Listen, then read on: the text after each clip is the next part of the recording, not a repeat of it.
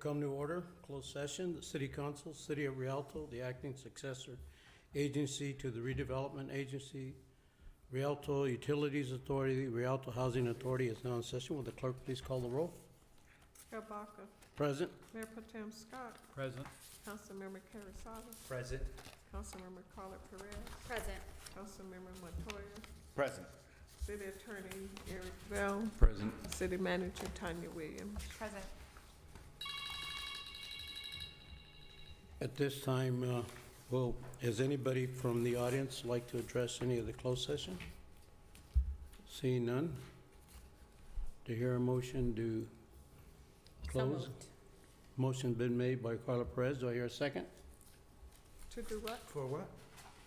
Close the closed session. We have to read the closed session Okay. first. Let us, could we read them into order, Mayor?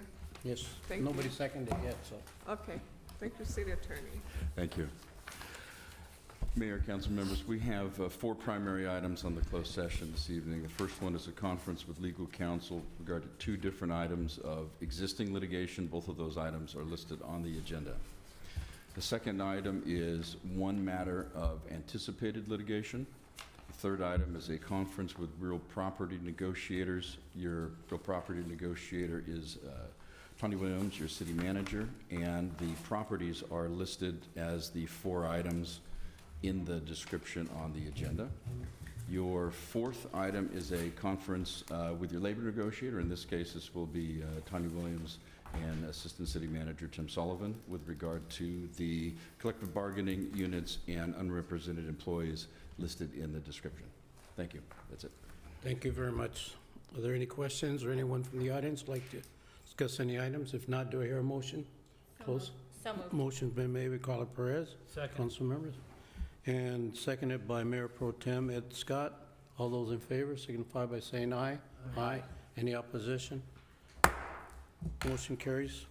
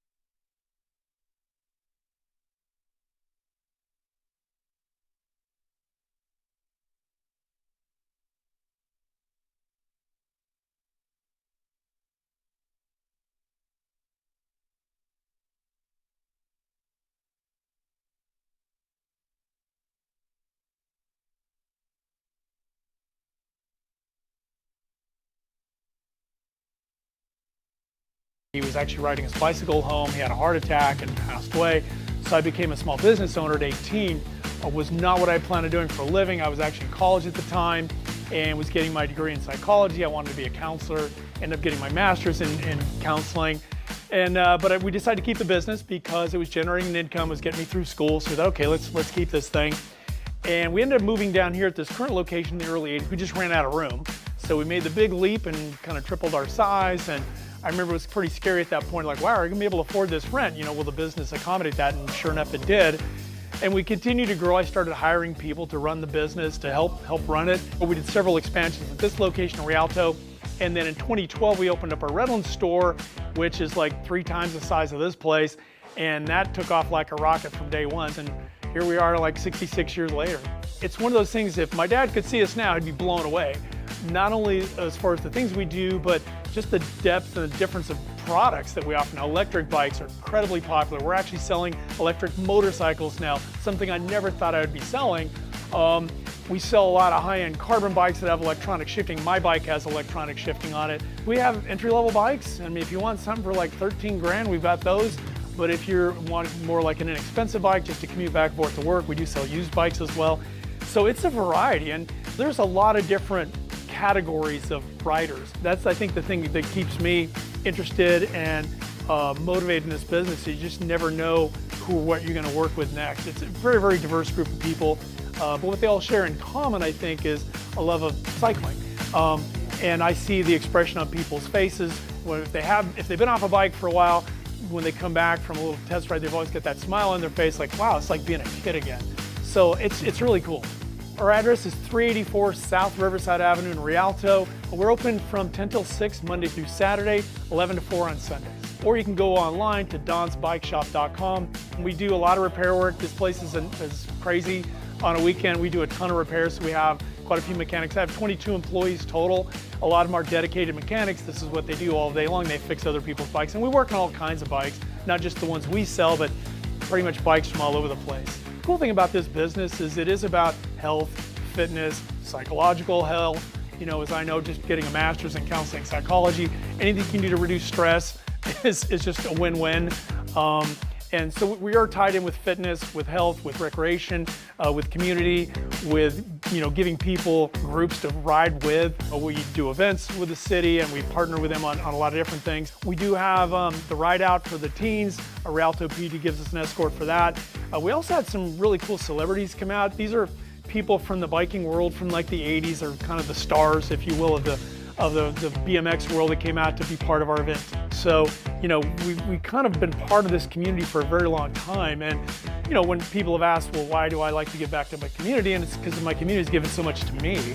And probably one of the favorite things I like about doing this is you get to really know people in this business. Kind of like a barber or a hairstylist where you talk to people and you get to know their stories. I mean, I had an exchange with a gentleman just this morning who shared some sorrow and some loss from a family member who'd passed away, but those are the kind of relationships we develop with people, and we've done so over literally decades. And it's just kind of cool because most businesses, they don't get to get that personal, I guess, with people, but that's probably my favorite thing, is just all the relationships, the friendships that we have made with all kinds of different people over the years.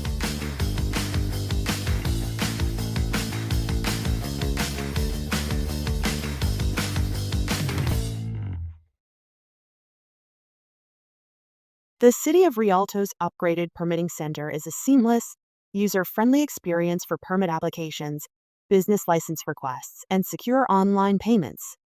Designed for efficiency, transparency, and convenience, this platform is built to service residents, contractors, and city staff alike.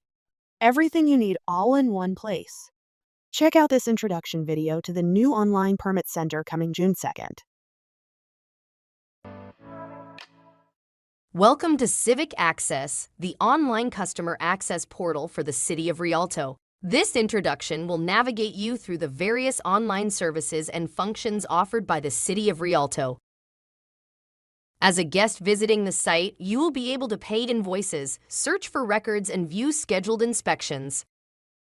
If you are a registered user, you will have access to see more information about your applications and records, and even apply for certain development applications.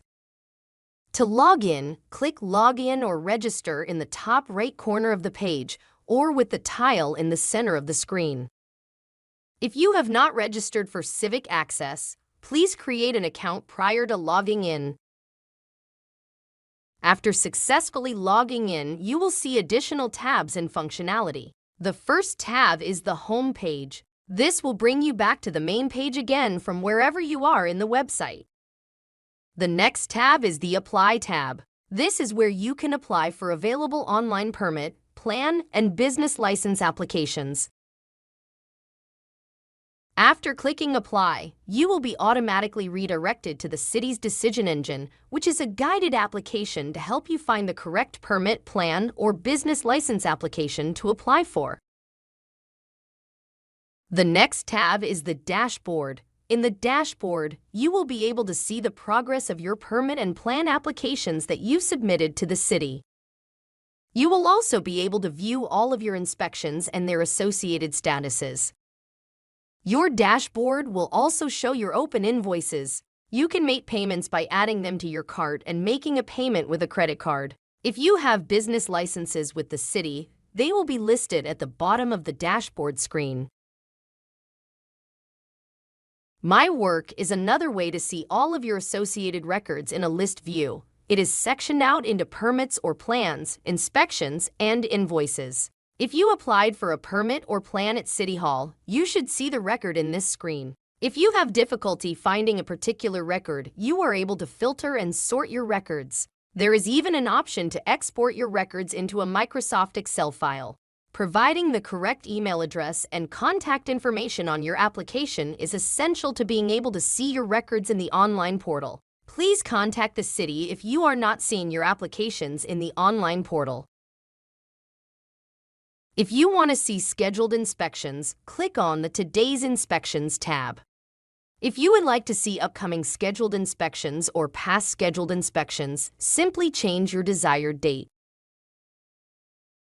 The Search Records tab allows you to search and view information available for permit, plan, licenses, and inspections records.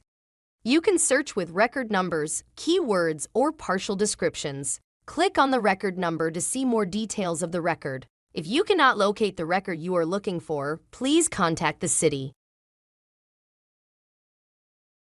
The last tab is the Help tab, which is where you most likely found this video. Along with this introduction video, there will be other instruction videos and help guides available to you. If you need additional assistance, please contact the city. Now that we have gone over all of the menu options, let's quickly go over the 6 tiles that you see on the home page. These offer you another way to quickly navigate the most frequently visited menu areas of Civic Access. This has been your introduction to Civic Access, the one-stop shop for development and permit application needs. If you need any additional assistance or information with Civic Access, please contact the city. Thanks for watching.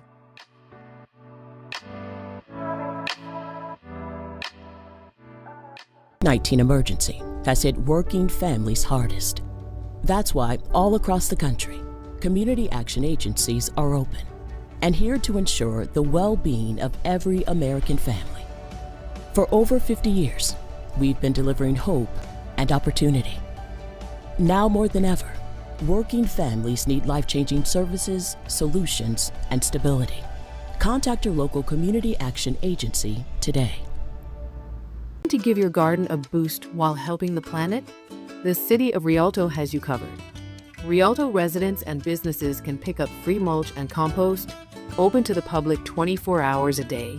Located at 246 South Willow Avenue, in the south parking lot.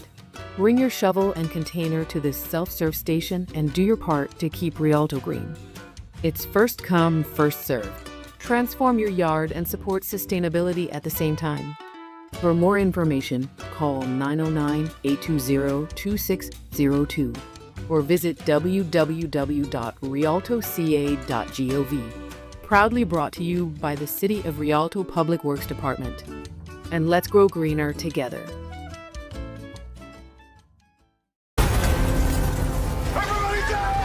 The Earthquakes you see in movies are one thing, but real life is a completely different animal. Just because you can't predict an earthquake doesn't mean that you can't prepare for one. In the event of a real earthquake, you should drop, cover, and hold on. Visit ready.gov/earthquake and practice what to do to keep you and your family safe in the event of a real earthquake. And you'll be seen as a hero by your family and your loved ones. When the earth shakes, the ground moves, and things start to fall, you'll ask yourself, how prepared or unprepared are you? Have you removed objects?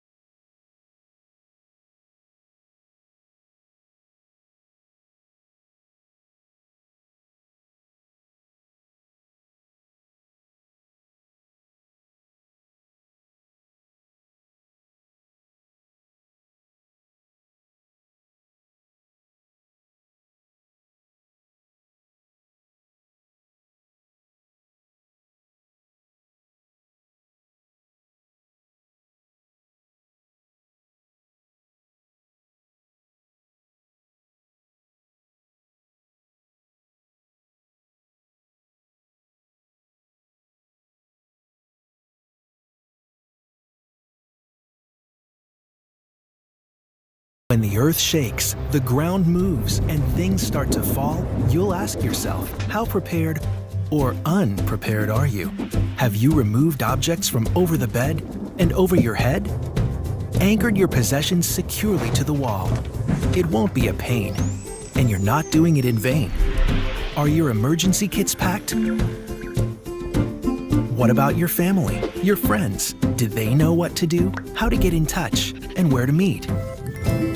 Do you know how to drop, cover, and hold on, covering your head and neck? What if you're outside or in a car?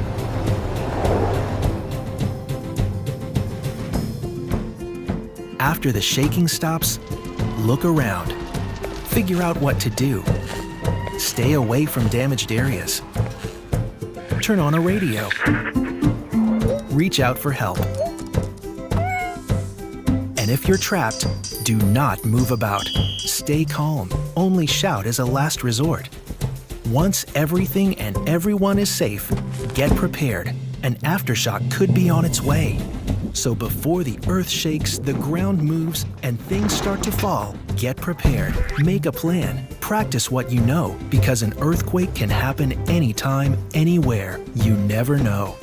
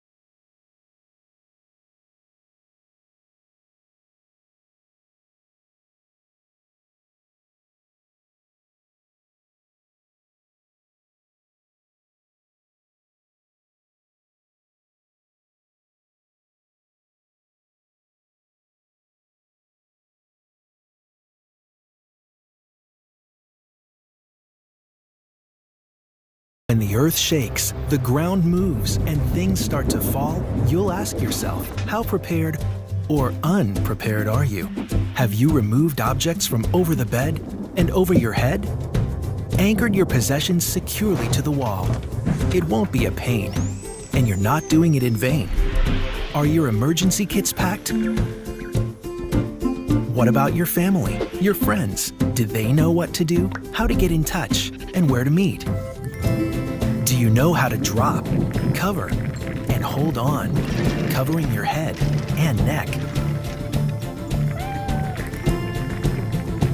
What if you're outside? Or in a car?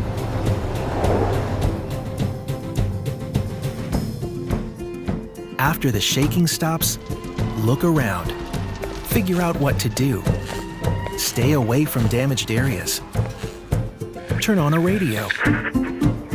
Reach out for help. And if you're trapped, do not move about. Stay calm. Only shout as a last resort. Once everything and everyone is safe, get prepared. An aftershock could be on its way. So before the earth shakes, the ground moves, and things start to fall, get prepared. Make a plan. Practice what you know, because an earthquake can happen anytime, anywhere. You never know.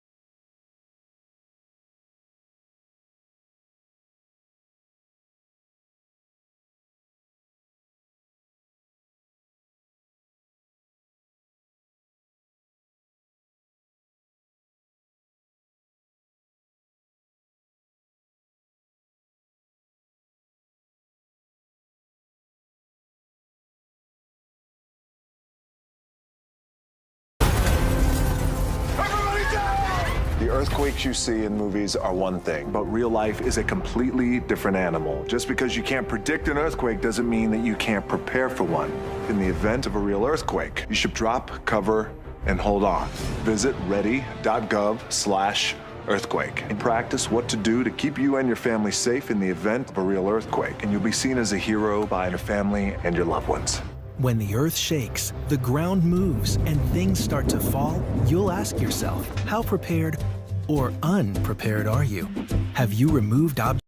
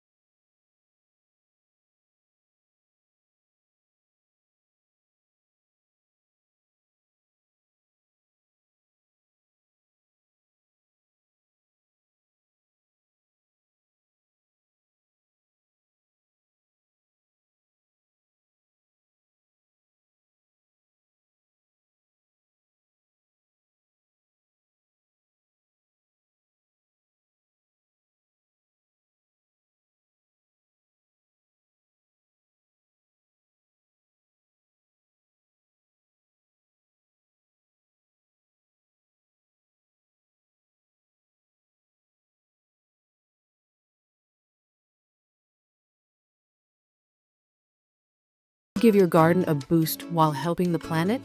The City of Rialto has you covered. Rialto residents and businesses can pick up free mulch and compost, open to the public 24 hours a day. Located at 246 South Willow Avenue, in the south parking lot. Bring your shovel and container to this self-serve station and do your part to keep Rialto green.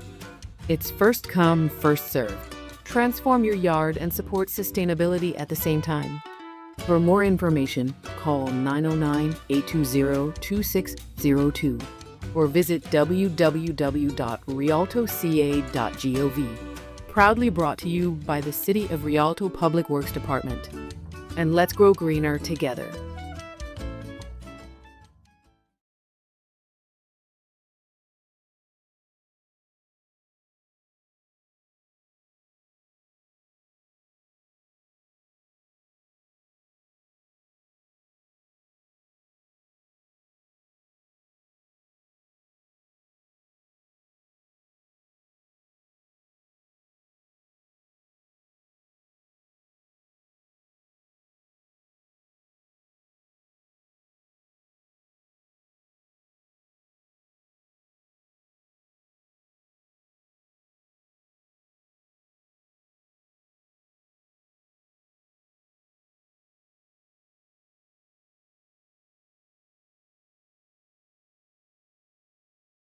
When the earth shakes, the ground moves, and things start to fall, you'll ask yourself, how prepared or unprepared are you?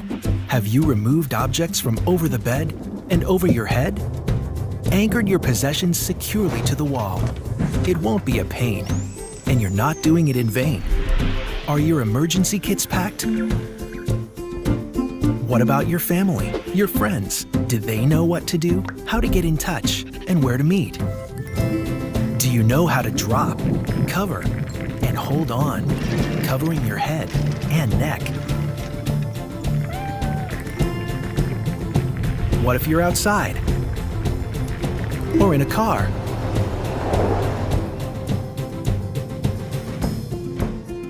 After the shaking stops, look around.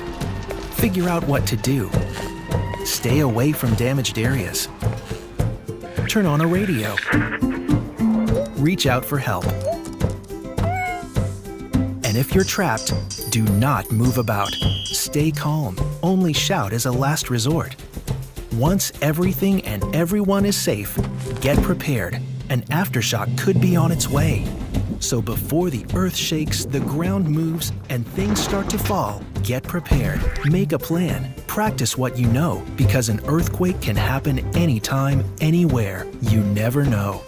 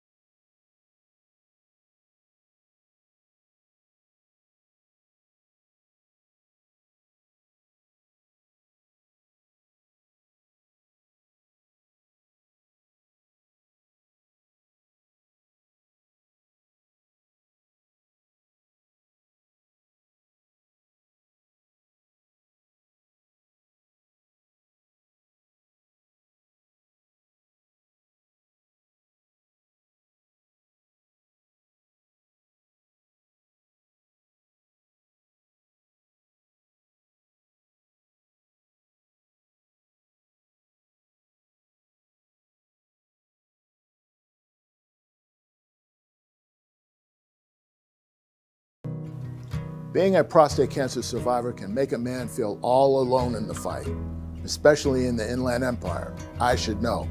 I am a 6-year prostate cancer survivor. That is why we started the Walnut Tribe Support Group, a nonprofit support group for prostate cancer survivors and their families, where they can get help, support, and information to guide them through it all. Now, in partnership with the Pink Ribbon Place in Riverside and the Greater Faith Bible Church in Rialto, we will have our in-person and Zoom meetings at 2 locations, both beginning at 6 p.m.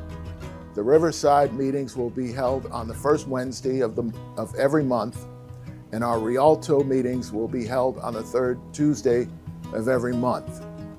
If you have been diagnosed with prostate cancer or know someone who has, feel free to join us in the fight. These meetings will be free and open to the public.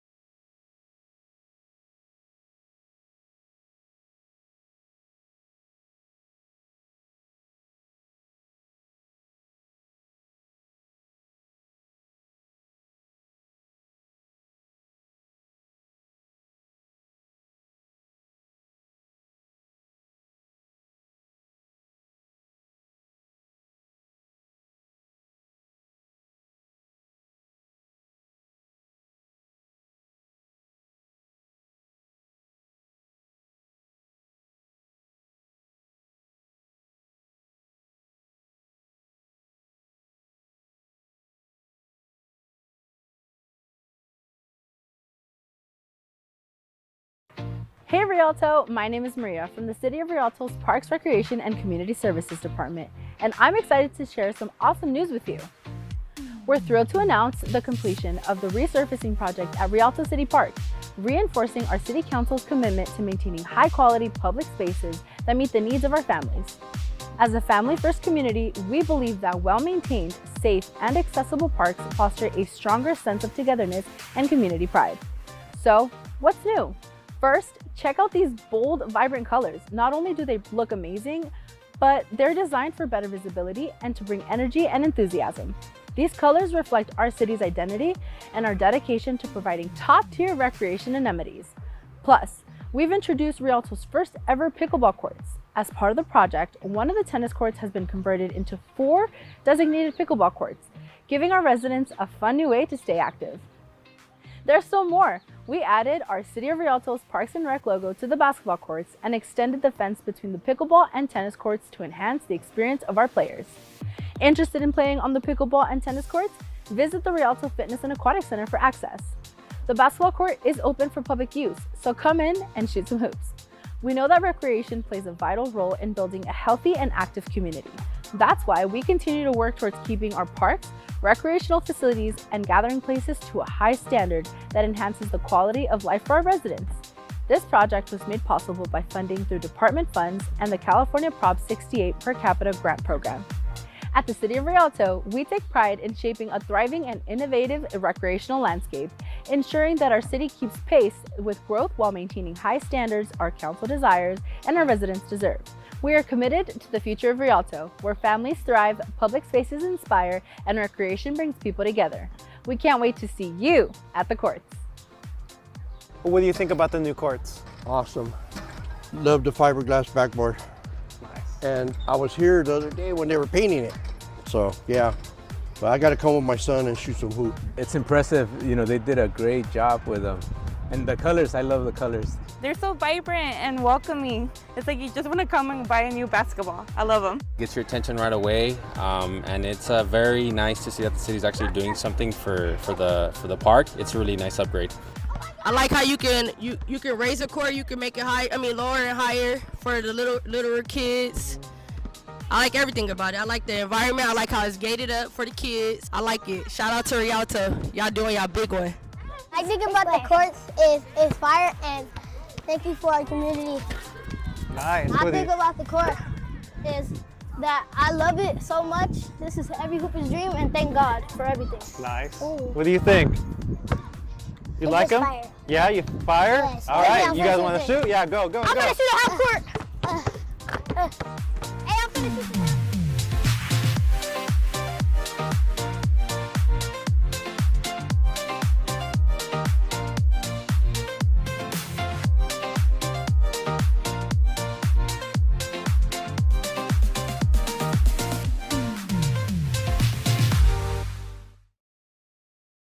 The City of Rialto's upgraded permitting center is a seamless, user-friendly experience for permit applications, business license requests, and secure online payments.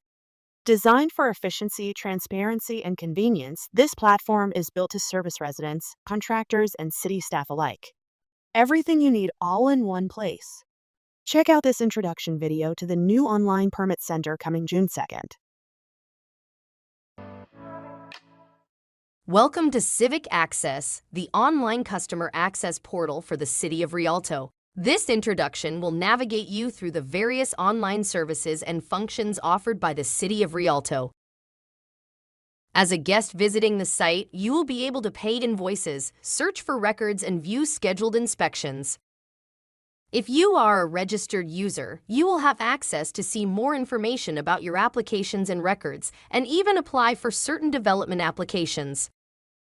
To log in, click Login or Register in the top right corner of the page, or with the tile in the center of the screen. If you have not registered for Civic Access, please create an account prior to logging in. After successfully logging in, you will see additional tabs and functionality. The first tab is the Home page. This will bring you back to the main page again from wherever you are in the website. The next tab is the Apply tab. This is where you can apply for available online permit, plan, and business license applications. After clicking Apply, you will be automatically redirected to the city's decision engine, which is a guided application to help you find the correct permit, plan, or business license application to apply for. The next tab is the dashboard. In the dashboard, you will be able to see the progress of your permit and plan applications that you submitted to the city. You will also be able to view all of your inspections and their associated statuses. Your dashboard will also show your open invoices. You can make payments by adding them to your cart and making a payment with a credit card. If you have business licenses with the city, they will be listed at the bottom of the dashboard screen. My Work is another way to see all of your associated records in a list view. It is sectioned out into permits or plans, inspections, and invoices. If you applied for a permit or plan at City Hall, you should see the record in this screen. If you have difficulty finding a particular record, you are able to filter and sort your records. There is even an option to export your records into a Microsoft Excel file. Providing the correct email address and contact information on your application is essential to being able to see your records in the online portal. Please contact the city if you are not seeing your applications in the online portal. If you want to see scheduled inspections, click on the Today's Inspections tab. If you would like to see upcoming scheduled inspections or past scheduled inspections, simply change your desired date. The Search Records tab allows you to search and view information available for permit, plan, licenses, and inspections records. You can search with record numbers, keywords, or partial descriptions. Click on the record number to see more details of the record. If you cannot locate the record you are looking for, please contact the city. The last tab is the Help tab, which is where you most likely found this video. Along with this introduction video, there will be other instruction videos and help guides available to you. If you need additional assistance, please contact the city. Now that we have gone over all of the menu options, let's quickly go over the 6 tiles that you see on the home page. These offer you another way to quickly navigate the most frequently visited menu areas of Civic Access. This has been your introduction to Civic Access, the one-stop shop for development and permit application needs. If you need any additional assistance or information with Civic Access, please contact the city.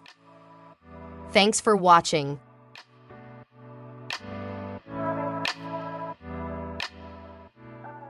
COVID-19 emergency has hit working families hardest. That's why all across the country, community action agencies are open and here to ensure the well-being of every American family. For over 50 years, we've been delivering hope and opportunity. Now more than ever, working families need life-changing services, solutions, and stability.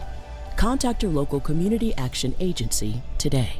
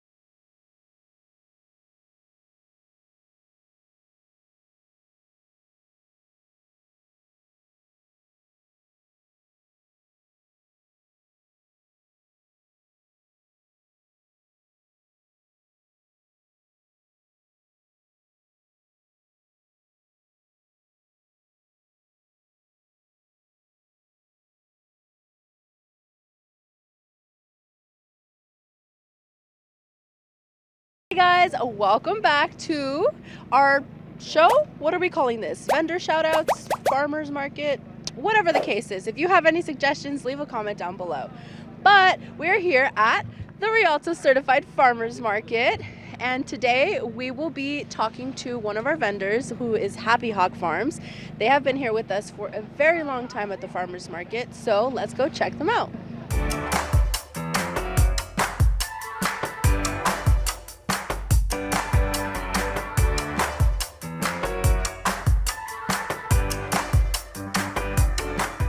All right, guys, we are here in front of Happy Hog Farms booth. All right, let's get started. Are you ready? Yeah.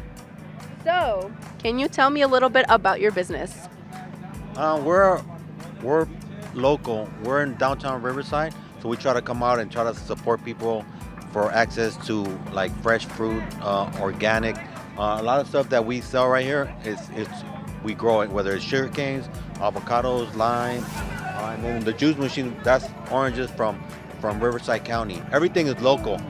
Do you have any best sellers or anything that customers love? The guacamole, that's the best seller. My brother makes it, but a little bit of tomato, a little bit of lime, and there's a lot of guacamole, a lot of chunks of avocado, so it's really, really good. That's our best seller, and the tamales.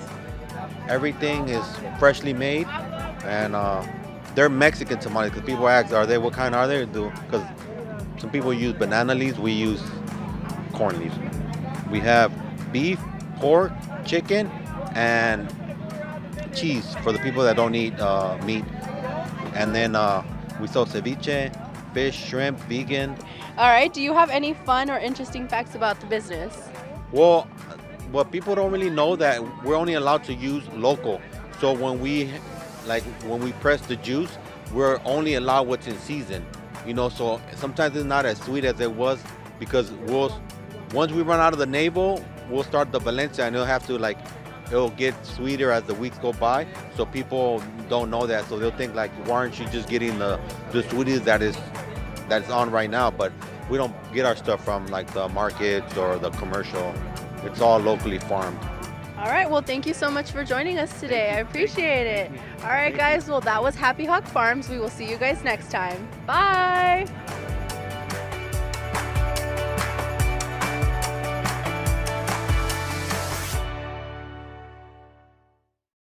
When the earth shakes, the ground moves, and things start to fall, you'll ask yourself, how prepared or unprepared are you?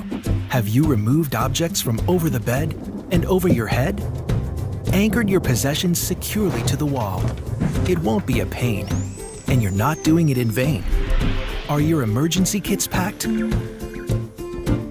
What about your family, your friends? Did they know what to do, how to get in touch, and where to meet? Do you know how to drop, cover, and hold on, covering your head and neck? What if you're outside? Or in a car?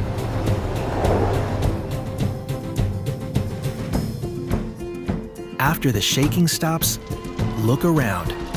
Figure out what to do. Stay away from damaged areas. Turn on a radio. Reach out for help. And if you're trapped, do not move about. Stay calm. Only shout as a last resort. Once everything and everyone is safe, get prepared. An aftershock could be on its way. So before the earth shakes, the ground moves, and things start to fall, get prepared. Make a plan. Practice what you know, because an earthquake can happen anytime, anywhere. You never know.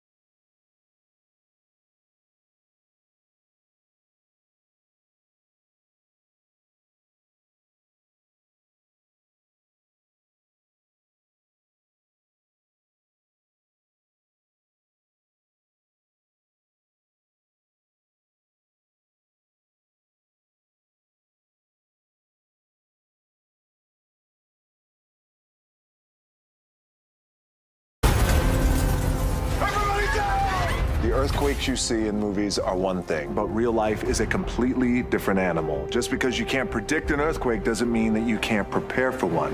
In the event of a real earthquake, you should drop, cover, and hold on. Visit ready.gov/earthquake and practice what to do to keep you and your family safe in the event of a real earthquake, and you'll be seen as a hero by your family and your loved ones. When the earth shakes, the ground moves, and things start to fall, you'll ask yourself, how prepared or unprepared are you? Have you removed objects?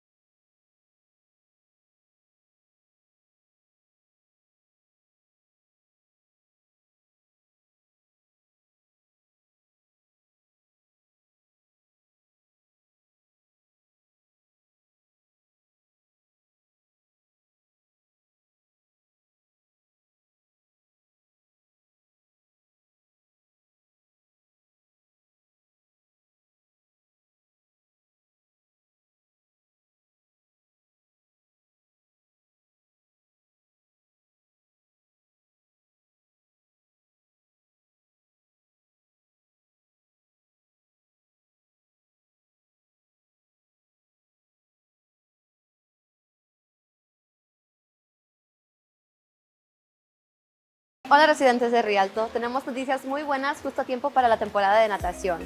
Clases de natación en la piscina Tom Sawyer están ahora disponibles a un costo reducido gracias a una subvención de la Fundación LA84.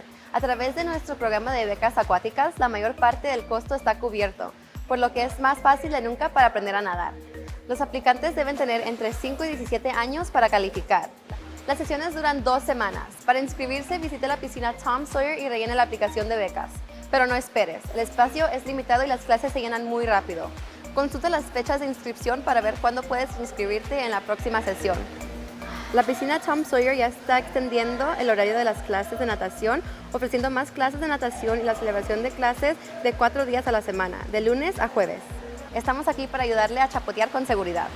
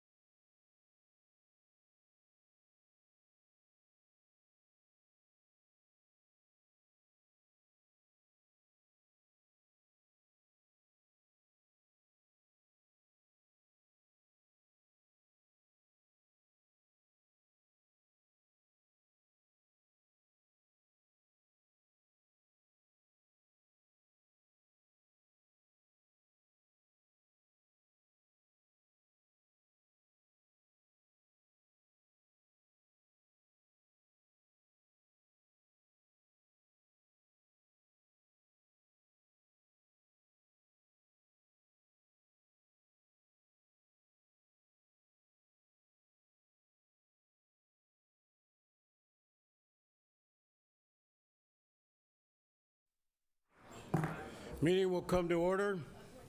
At this time, the City Council, City of Rialto, the acting successor agency to the redevelopment agency, Rialto Utilities Authority, the Rialto Housing Authority is now in order. So at this time, I'll ask the clerk to call the roll call.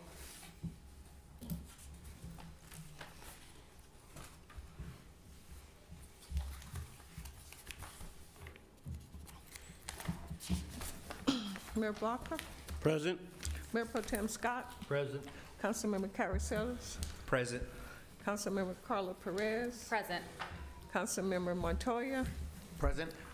City Treasurer Eric Correa, Present. City Attorney Eric Bell, Present. City Manager Tanya Williams. Present. Thank you. At this time, we'll all stand up, all present and accounted for the Pledge of Allegiance. It will be led by myself, the mayor. If you can, all of you put your hands over your heart. But before we do, we say it in honor of many of our men and women who gave the ultimate sacrifice for this country. We remember them because yesterday we celebrated Memorial Day. So today we give the Pledge of Allegiance in their honor. We'll begin now. I pledge allegiance to the flag of the United States of America and to the republic for which it stands, one nation, under God, indivisible, with liberty and justice for all. Well, at least they know it. Thank you very much. Next, if you can remain standing, we'll do the invocation by David Gaunt from Sunrise Church. Please join me in prayer. Heavenly Father, we do thank you for the sacrifice and the heartbreak in many cases that we stand upon of those who have given the ultimate sacrifice. Lord, we thank you for the young voices represented in this room tonight and the celebration of their success athletically on the soccer field. Lord, I pray that you would bless this meeting, that you would bring safety, clear communication, harmony, wisdom in managing great opportunities and resources. And we ask all these things for your glory. In your Son's name, amen. Amen. Can be seated now, please. At this time, I'd like to call on the city attorney to report on closed session. Thank you, Mayor. We had 4 principal items on our closed session agenda for this evening. The first was a conference with legal counsel with regard to 2 items of existing litigation. Those items are specified in the agenda. The council did hear and give direction to legal counsel on both of those items. There was no other reportable action on item 1. Item 2 was a conference with legal counsel with regard to 1 item of anticipated litigation. The city council heard from legal counsel and staff and gave direction. There was no other action on that item. Item 3 was a conference with the real property negotiators. There were a number of parcels and leases that are described in the agenda that were under consideration for sale. The council gave direction to staff on those items, and there was no other reportable action on that. Item 4 was a conference with your labor negotiator. You did hear a report from the labor negotiator and gave direction. That was the end of the closed session meeting, and Madam City Clerk, the closed session ended at 6:15 p.m. Thank you. That concludes my report, Mayor. Thank you. Thank you very much. Now, is there any questions in reference to the closed session report? Hearing none, we'll move on to the presentations and proclamations. The first one that we'll do is the recognition of the Atlético of Rialto soccer team being presented by Council Member Edward Montoya.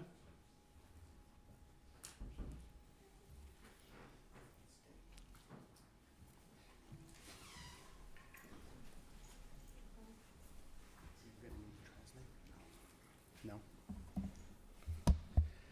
Wow, you guys brought a big group with you, huh? Yeah. So I was reached out to by one of the parents of a couple of players here, and I wanted to recognize them. He brought to my attention that these teams have played in the Cinco de Mayo tournament on a couple of years, and they have came out victorious. And I think it's really a great thing for them to be able to have done something like that for the city and their team and themselves. Can I get the two coaches, Coach Chris and Coach Martin, up here? And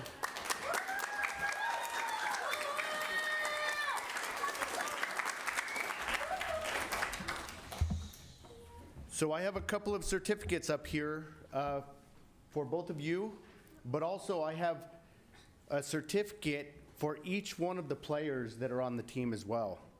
So tonight you guys are all going to receive a certificate from the city of Rialto, signed by myself and the rest of the city council up there.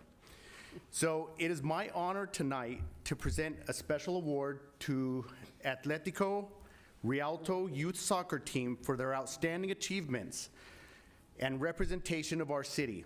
Over the past month, your team has competed in the Cinco de Mayo tournament at Margaret Todd Park. In the 2015-2016 division, coached by Coach Chris and Coach Martin, the team battled through four games in one day. Despite the exhaustion setting in after 7 hours on the field, these young athletes showed incredible heart and came out the champions. Even more impressive, 2 weeks ago, this same team went on to win the league championship as well. So we want to congratulate them for bringing home the Cinco de Mayo championship and also the league championship.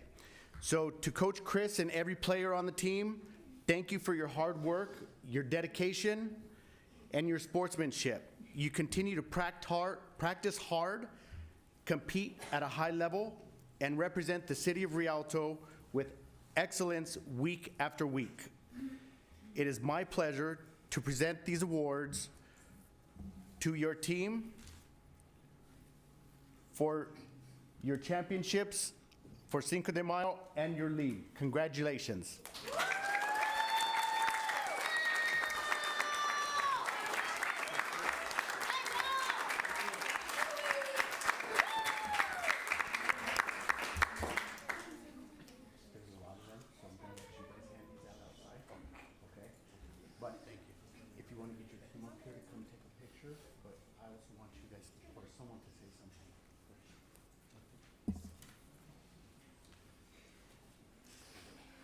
Hola, buenas tardes a todos. Mi nombre es Martín Ruiz, presidente de Atlético Rialto. Quiero platicarles un poco de los inicios de nuestros equipos desde el 2009 hasta hoy, 2026. Tenemos 5 divisiones en las cuales participamos viernes, domingos, siempre constantes con el apoyo de los padres.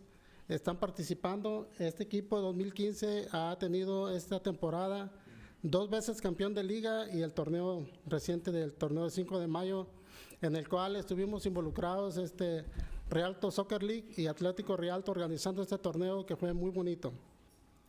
Quiero agradecerles a todos los padres presentes por el apoyo que nos han dado, al coach Gris, que ha trabajado duro. Todos hemos trabajado, todos los coaches de Atlético Rialto, para el bien de los niños.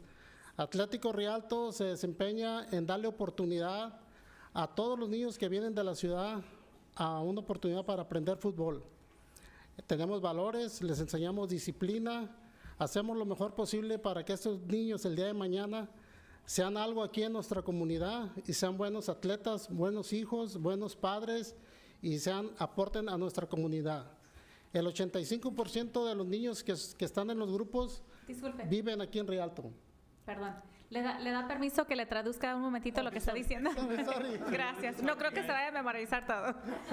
So he comes tonight to talk to you about the initiatives from his team. They've been practicing with this sort of method of teaching since 2009, and this specific group has won league twice. He teaches them how to be great sons and members of the community, and they pride themselves on servicing the community. Okay, también quiero darles a saber a la ciudad que sepan, estamos trabajando ahorita con niños autistas también agarramos esa oportunidad para enseñarnos y apoyarles a esas familias que necesitan apoyo. Les estamos dando la oportunidad de que aprendan y los tenemos trabajando con nosotros y hemos tenido muy buenos resultados hasta el día de hoy. So he wants to let you know that they've been working with children with autism and that he's been working with the families and receiving a lot of support, and he wanted to let you guys know about their initiative. Seguiremos trabajando con los niños en la ciudad de Rialto, aquí en los campos, en todo lo que hacemos, y darle gracias a la ciudad por el apoyo que nos han dado para los campos de entrenamientos, al distrito escolar, especialmente a Cintia Alvarado, que está aquí. Muchas gracias por tu apoyo que nos has dado durante todo el tiempo. Y pues más que nada agradecerles a todos los padres, los coaches, por todo el esfuerzo adquirido en esta etapa. So he wants to say thank you to the city for your support, the school district as well, and our director of Parks and Rec, Cynthia Alvarado, to support their training camps, and that he comes tonight, thanking also the parents. Muchas gracias a todos y de mi parte, gracias a todos por la oportunidad y el reconocimiento hacia los niños que tenemos trabajando con nosotros. Atlético Rialto les agradece profundamente. Gracias. Thank you all for the recognition.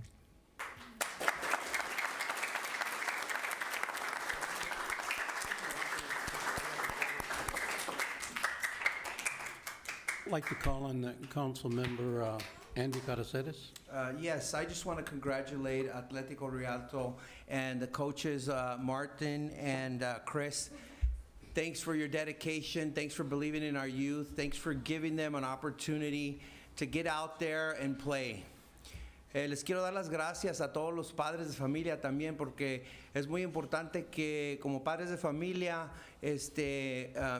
tengamos a nuestros hijos en deportes para que ellos empiecen a jugar y fortalezcan sus ejercicios, que no estén en las tabletas, que no estén en los teléfonos. Me encanta ir a ver a los niños jugar porque no hay ningún teléfono que los esté distrayendo. Entonces, para ustedes, los padres de familia, muchas gracias. Dense un aplauso a ustedes mismos porque ustedes son los que hacen el esfuerzo. Gracias. You know, on behalf of the rest of the city council member, I'd like to introduce them because they're really behind all of it, and that's the Mayor Pro Tem, Ed Scott, and Carla Perez out here. You've already met the other council member, and we congratulate not only the coaches but the team and the parents. Continue to work hard, continue to give it your best, and never give up. And another note, when the coach spoke about autism, we're actually going to be having a park that's going to be done, that's going to be available for kids with disability and autism at Rialto Park that'll be opening up in June of this year, and that'll be the first of its kind to make sure that every child and every individual has an opportunity to use the playgrounds like any other normal kid. Again, thank you and congratulations to all of you.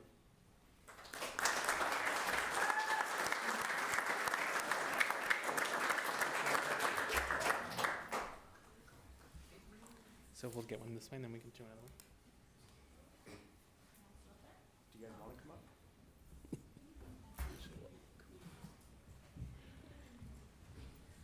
Would you like us to turn around and see? Yeah, it's probably best. Yes. Let's just turn around.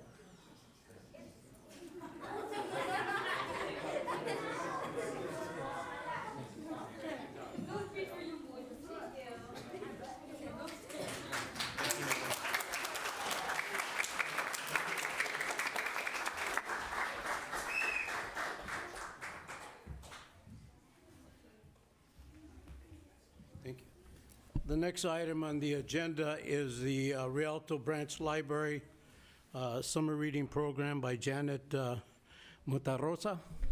Is she here? Let's see. Yes, I'm here. Congratulations, guys. All right, well, thank you. Good evening, Council, and thank you for having me. My name is Janet Montrosa, and I am the branch manager at the Rialto Branch Library, which is right next door, and I'm part of the San Bernardino County Public Library System. The San Bernardino County Library is excited to present a fun and educational summer reading program, Catch the Wave. Being held from June 8th to August 2nd, each year we present an educational and entertaining program where children and families are encouraged to read for rewards. In doing this, the children will retain their reading skills acquired during the school year, helping prevent the summer slide, and be more prepared to start school in the fall. When adults participate in our summer reading program, they help model reading as a pleasurable activity and help build good reading habits. In addition, the program emphasizes the library's place in the community, a place where children and their families can enjoy themselves and gain a lifelong love of reading and learning. We use an online system called Beanstack where all participants will log their reading and their learning. And with this account, the library helps redeem all the rewards that they earn. As this is a free program, we have taken the liberty to create an account for all the City of Rialto Council members today, so thank you guys. And with doing so, you guys will all be getting a tote bag. So I'll make sure I'll present that to you guys. Inside the tote bag, you'll have our summer calendar of events, a how-to guide on logging into Beanstack, a bookmark, and a sticker. Now that you are all signed up, starting on June 8th, you can start logging your reading, log every book, and you can get a reward, including chocolate bars. That's the best sell.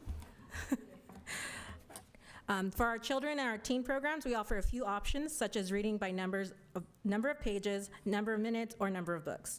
Furthermore, now that you're all signed up and now that you're logging your books, you can come into the library anytime before the end of the summer reading program to collect all your prizes.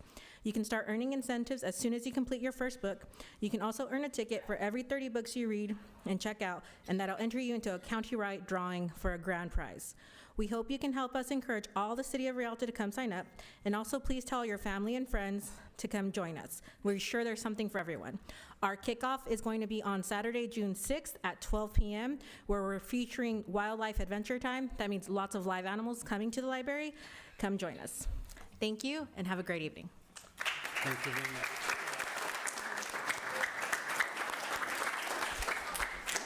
Thank you.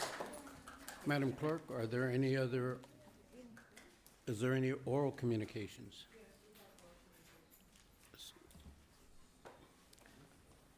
Could you Our please first call? speaker would be Nicholas Santiago.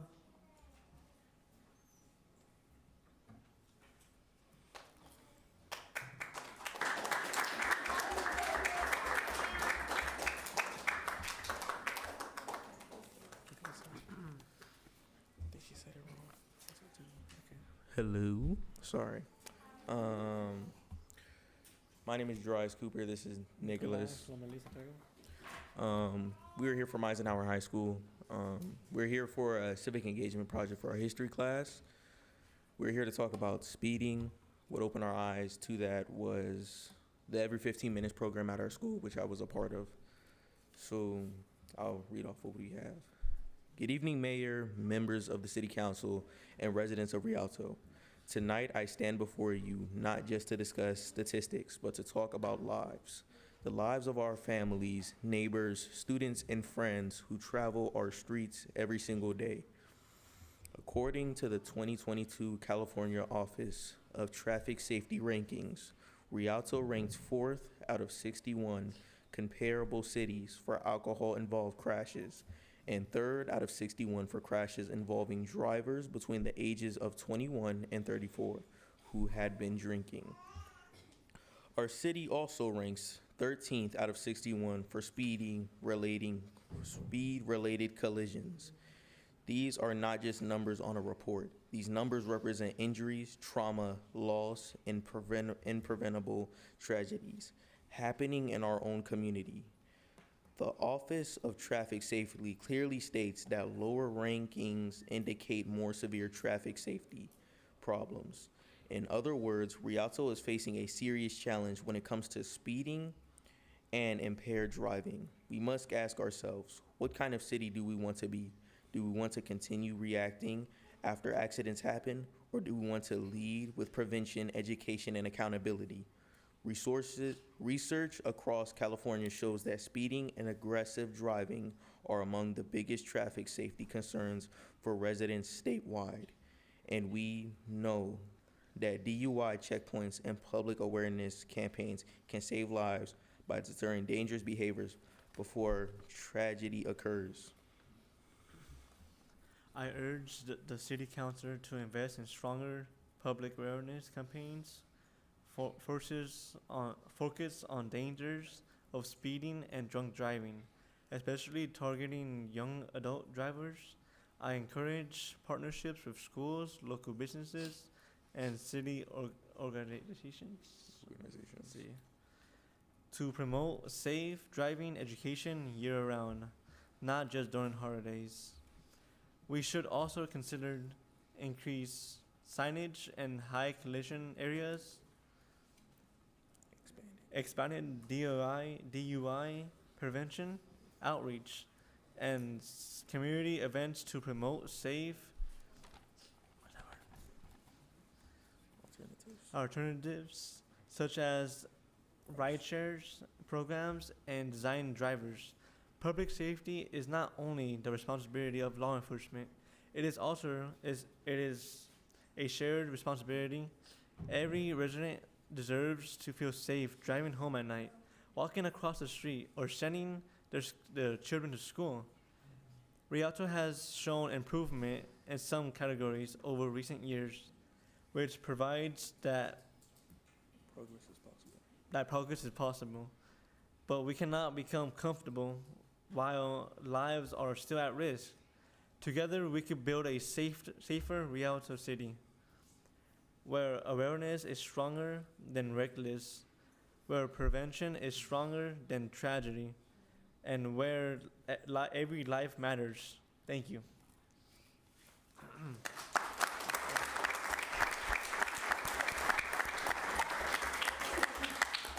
Well, thank you very much for your comments. I think the city of Rialto is very much cares about public safety and is trying to do everything possible to make sure that we try to catch those individuals that are driving drunk and get DUIs.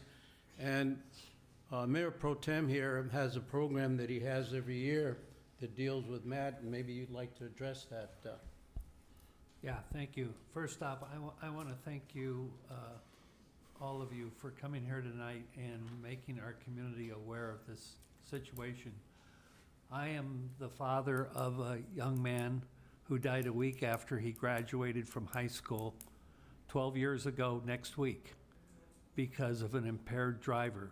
It's not only about alcohol, it's about drugs, it's especially about nitrous oxide. So I'm glad that you went through the every 15-minute program, that you're aware of this and that you're spreading the word. I really appreciate that. Nobody should ever lose their child.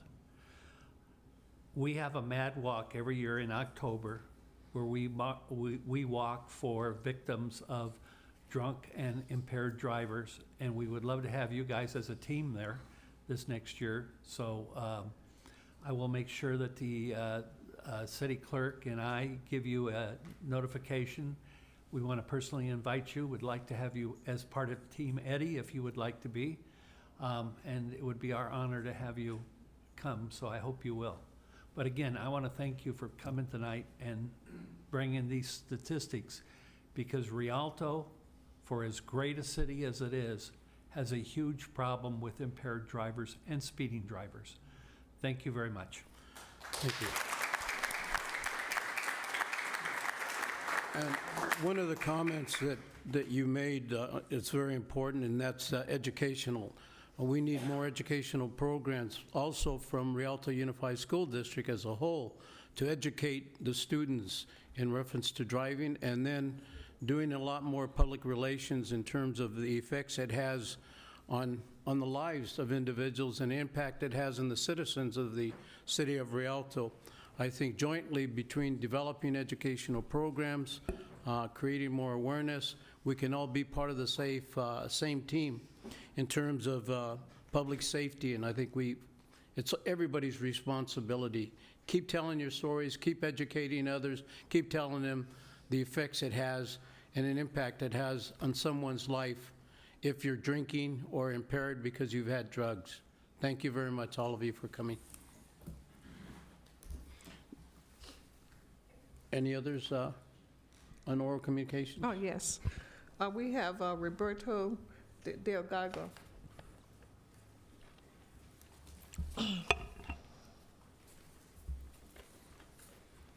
Good evening, Council, Mayor.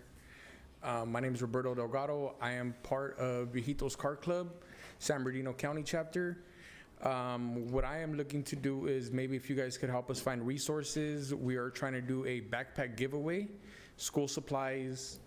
I reached out to the Vice President of the Rialto Unified School District, Edgar Montes. He recommended for me to come, reach out to you guys. I've been a member of this community my entire life. My kids go to school here. My kids are actually at basketball practice and volleyball practice as we speak. So I'm just asking for resources. If you guys could point me in the right direction. The goal is to do 2 events. One event as a fundraiser, and then the second event will be a car show backpack giveaway. I have about 5 or 6 barbers that are willing to give free haircuts to the kids right before school. So if you guys are able to help me in any type of way, my vision is to have it at Eisenhower High School, where I graduated from, give back to the community. We also have a bike club for the little kids, and it's more to show them that it's about giving back to the community and helping those in need, and that's pretty much why I'm here today. Thank you very much, Roberto, for bringing it up, and you should be commended for trying to do something and giving away the backpacks for many of the youth in the area and then putting on this event. I think Barbara McGee has a program that she puts together that she gives backpacks, right? Is that correct? Yes. Sometime I have his information. I will give him the correct information who to deal with. And for his use in the schools, using Eisenhower, he would need to deal with the schools, but I will get with Cynthia and we can give him some information to deal with that. Appreciate you guys' time. Thank you. Thank you, Roberto. Are there any other? Yes, we have Martin. He just only put Martin. So he wants to talk about Rialto coaching. Martin? Is there a Martin?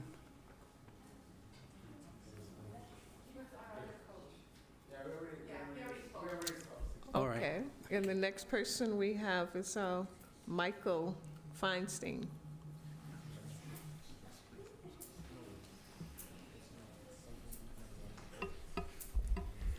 Good evening, Michael Feinstein. I am a former mayor and city council member in Santa Monica, co-founder of the Green Party, and a candidate for California Secretary of State. And I'm here to talk about representation for your city on the state level in this era where we're having a national fight over gerrymandering and redistricting. You may recall a few months ago we passed Prop 50 here in California, which was a response to Texas gerrymandering in favor of Republicans, and then we went ahead and gerrymandered in favor of Democrats. What do we learn from that? However you draw single-seat district lines determines who gets representation and who doesn't. But why doesn't everybody get representation? Why isn't everybody entitled to a seat at the table of the democracy? Because if you're not at the table, you're on the menu. So here in California, this is really timely because it's very likely that there's going to be a ballot measure to repeal the top 2 jungle primary, especially after this fiasco in the governor's race where we have all this vote splitting, and it's very possible that 2 candidates are going to advance to the general election with 20% of the vote or less. So in terms of alternatives and how that affects your city, most of the countries that we are compared to don't elect 1 seat at a time to their legislatures. They elect many seats together in what's called proportional representation, where if one political party gets 20% of the vote, they get 20% of the seats. Another party gets 30%, they get 30% of the seats. In that way, in a multi-seat district, you can have people from different parties winning representation and representing the diversity in that area. So you'd have some Republicans, some Democrats, maybe some Greens like myself, Libertarians, etc. And specifically here for California, what I'm recommending is that in a larger state legislature, we have half the seats elected from smaller single-seat districts by ranked choice voting, but then we have regional proportional representation districts. And why is that relevant for you as a city?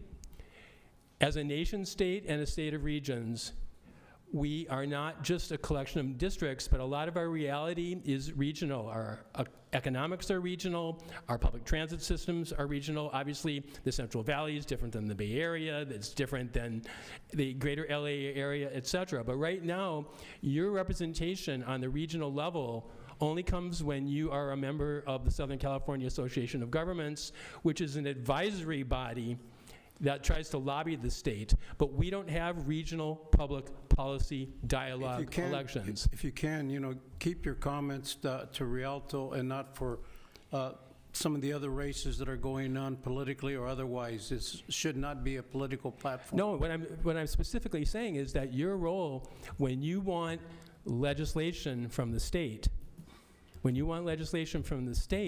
that reflects your area, we don't have a regional discussion that reflects the fact that you are a part of, for example, an I-10 corridor, et cetera. So what's going to happen is there's likely going to be a change in how people are elected from this area to the state legislature once the top two goes down. And the question is going to be, do we simply go back to the previous system where parties had their own nominations and put candidates on the ballot that way? Or are we going to have something else? And I wanted to raise that now because it's coming your way. Thank you. Okay, thank you very much. That's our last speaker on the oral communication. That's the last speaker on the oral. Seeing that there's no other individuals that have filed papers to speak, at this time we'll move on to the consent item. All matters under the consent calendar are considered to be routine by the City Council, may be acted at one point or another. Is there any individual that would like to pull an item from the consent item? Hearing none from the public? Mr. Mayor, I'd like to ask that we pull item E1 for separate discussion. E1 has been pulled for separate discussion. Are there any other items? Hearing none, do I hear a motion to accept the consent item? So moved. A motion's been made by Councilmember Carla Perez, seconded by, do I hear a second? Second. Seconded by Councilmember Edwin Montoya. All those in favor signify by saying aye. Aye. Okay, good. What we'll do is take up E1. Thank you, Mr. Mayor. I have a question for the city manager. Is there a reason that we're rushing this budget for approval? And is there a reason that the hearing could not be set for June 23rd? There's no reason we can defer the hearing until June 23rd. Okay, I just do not believe that we have sufficient time based on just receiving the binders we received last week to adequately go through this budget like we need to as a city council and scrutinize it. So I would make a motion for approval to set the public hearing for June 23rd, 2026. Motion's been made. Do I hear a second? Second. Seconded by, motion's been made by Mayor Pro Tem Ed Scott, seconded by Councilmember Carla Perez. Any discussion? All those in favor signify by saying aye. Aye. Aye. Any opposition? Hearing none, motion carries. We'll do is move it over to public hearing on June 23rd. Now we'll move on to tab 1. Good evening, Mayor, Mayor Pro Tem, and members of the City Council. This evening, I am requesting that the City Council conduct a public hearing for the placement of liens for delinquent refuse collection accounts for the fourth quarter of 2025. On April the 28th, the City Council scheduled the public hearing for this evening, May 26th, to review and consider the placement of liens for delinquent refuse. Notices were mailed to the owners of the property shown on Attachment 1 on May 1st, 2026.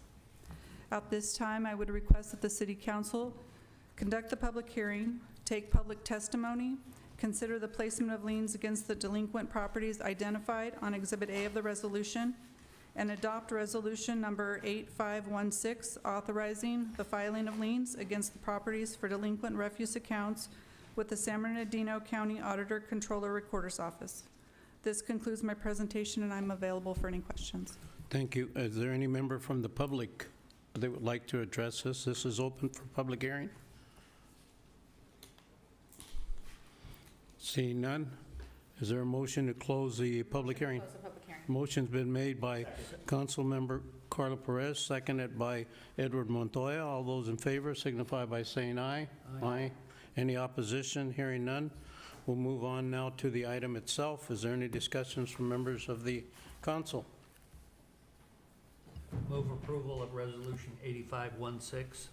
Motion's been made by Mayor Pro Tem Ed Scott, seconded by Councilmember Edward Montoya. Any discussion? All those in favor signify by saying aye. Aye. Any oppositions? Hearing none. Motion carries. We'll move on to tab 2.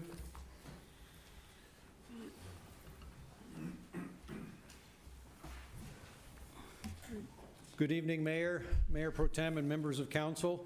Tonight, I'm here to satisfy the city's obligation under Assembly Bill 2561, which requires us to conduct an annual public hearing on workforce vacancies and, let me back that up, sorry about that, recruitment and retention efforts before the budget is adopted.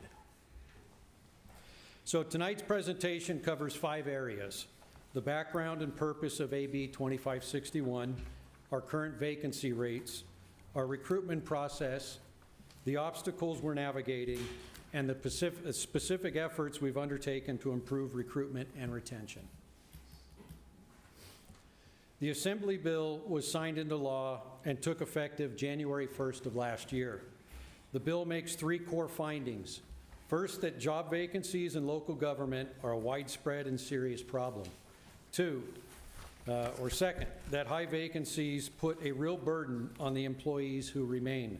Heavier workloads, burnout, higher turnover. And third, that the state has a direct interest in ensuring public agencies are appropriately staffed so that services and labor relations don't suffer. Those findings are what drive this hearing tonight.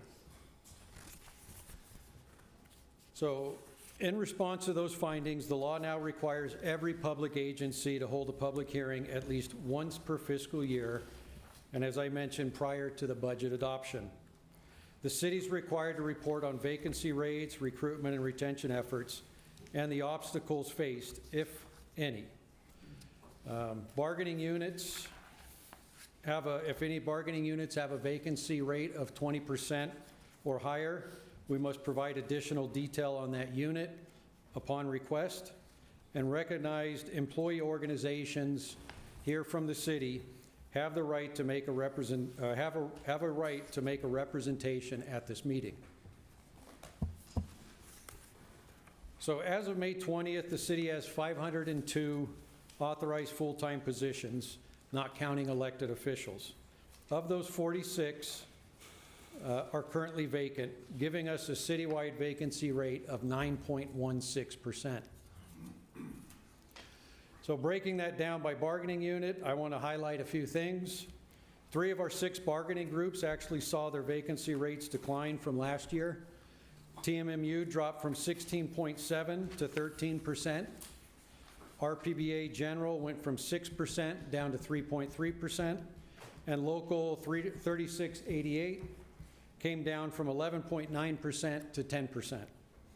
RFMA and RPBA Management remain fully staffed at 0 vacancies. The RCA unit and the unrepresented management group are areas where we're focused on continuing improvement. Importantly, no bargaining unit is or at above 20%, which would trigger additional reporting requirements under the law. So looking at a workforce activity for the fiscal year, we had 27 separations through retirements and other attrition. That's down significantly from 40 last year, which is a good sign. We added 16 new positions. We brought on 81 new hires. That's up from 64 the prior year. And we had a significant amount of promotions, more than double last year's 36, which reflects our deliberate emphasis on internal talent development. So our recruitment process runs from outreach through onboarding, human resources, leverages governmentjobs.com, LinkedIn, Recruiter, social media, and other things such as job fair participation to get in front of candidates. Applications are screened against updated job specs. Candidates go through testing and panel interviews, and we've built weekly interactive recruitment meetings and the coordination to catch bottlenecks early that keep candidates engaged. One of the things that we found is candidate engagement has been well received from prospects. So we're navigating two categories of challenges. On the structural side, the labor markets remain highly competitive. Public agencies are competing with private employers for a shrinking pool of candidates.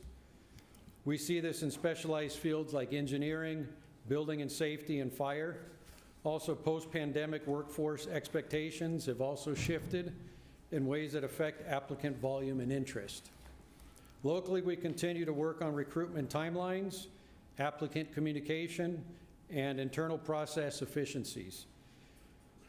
These aren't unique to Rialto, and they're challenges facing cities across the region. So in response, Human Resources undertaken 4 key initiatives this year. We've amplified our online outreach and job fair presence, working to review and modernize job specifications to remove outdated requirements that have unnecessarily been narrowing the candidate pools. We've partnered with the department heads to identify and develop internal candidate promotions.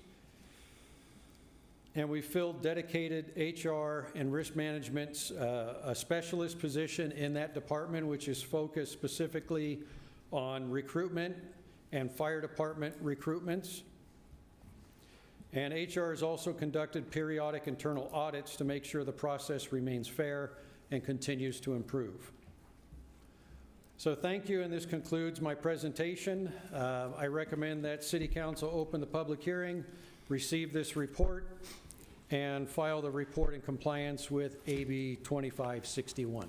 Okay, this is opened up for a public hearing. Is there anyone from the public that would like to address the vacancies?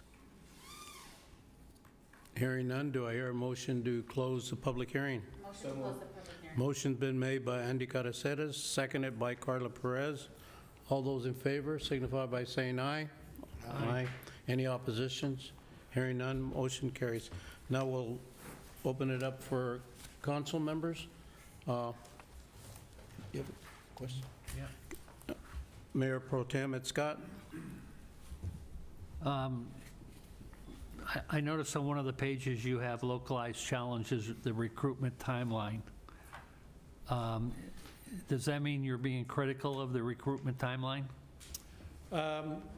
Yes, I think realistically, with a position here in the city, it's approximately 3 months. We are seeing certain vacancies that have been open for over a year. Yeah, and I would agree with you on that, and I've certainly heard it from employees in the city and department heads in the city that our recruitment timeline is way too long. We don't do a good job with it. I also think we need to do a better job in recruiting our local community into our workforce. I get a lot of questions from people about how to apply for jobs, if there's openings, and I just don't think our, frankly, what we put online is very accurate or very user-friendly. I think we need to take a look at that and try to do a better job in recruiting. And I appreciate what all the department heads are doing in keeping positions filled, because it does have an impact on the rest of the workforce when they have to carry the load for others. But we as a city need to do a much better job. Thank you. I was going to ask the same question, and I'm glad that the Mayor Pro Tem asked the question on the timetables for the vacancies, because we have 46 different vacancies. And I don't know what the timeline is for those individuals, but it was mentioned is that we do need to either develop a better marketing tool in going out and recruiting and making sure that the public is aware. And then also, I've stated this before, that we allow upward mobility for some of these positions to fill some of these vacancies from within. If we can't find someone that is applied to as well, use whatever method we can, but look at trying to fill these vacancies, because that also impacts our budget.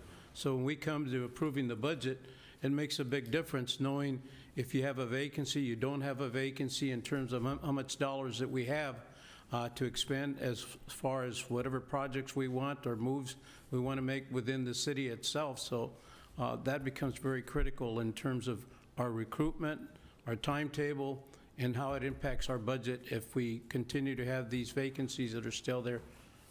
Edward Montoya? Yes, sir. Thank you, Mayor. It's kind of piggybacking up this same topic that they both spoke about, the challenges on timeline. Do we have, or have we discussed how we're going to fix this, or how we're going to work on the timeline challenges? Yeah, I think really it's a two-prong approach. One is we did fill a specialist position. Also, I've been working on organizing and creating greater structure within the department. So, and then that's followed up with communication with the candidates. You know, personally, I've worked with HR on a recruitment that I had to delay, and just communicating with the candidates, informing them, they were grateful. You know, that doesn't speed up the timeline, but it still keeps the candidates engaged. The additional personnel plus the structure, we should see some of these recruitments speed up.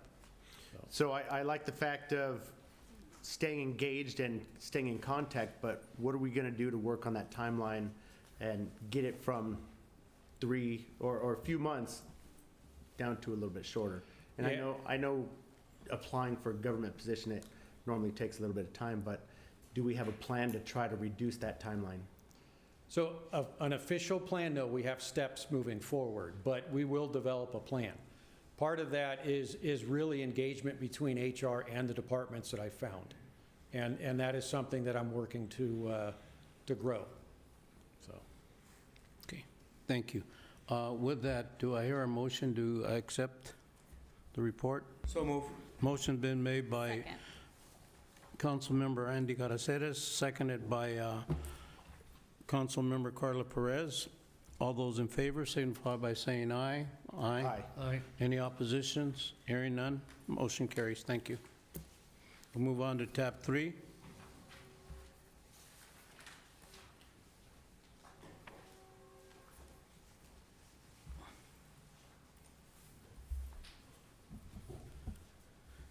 Good evening, Honorable Mayor, Mayor Pro Tem, members of the council. Michael Huffman with Burtech Waste Industries, and this evening I'm here to present the proposed 2026 solid waste rate adjustment. As you're well aware, the state laws have been implemented over the years, and some of those are shown that impact the solid waste and recycling programs here in the city and throughout the state.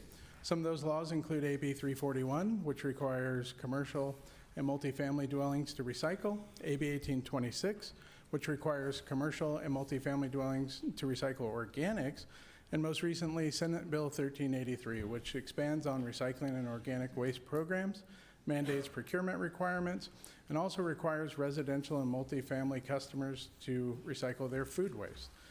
Here in the city, Burtech asks that food waste be placed into a bag, that bag secured, and then that bag be placed into the green barrel. There are also enforcement requirements that Cal Recycle must adhere to under 1383. Those require compliance evaluations of each jurisdiction within the state. The city of Rialto is currently being evaluated under that program. And we often talk about what is required by the state laws, but I would like to share with you our latest education and outreach piece about what the city of Rialto and the community here has achieved in 2025 under the solid waste collection programs. So it's just a quick video to show what's been collected throughout the year 2025.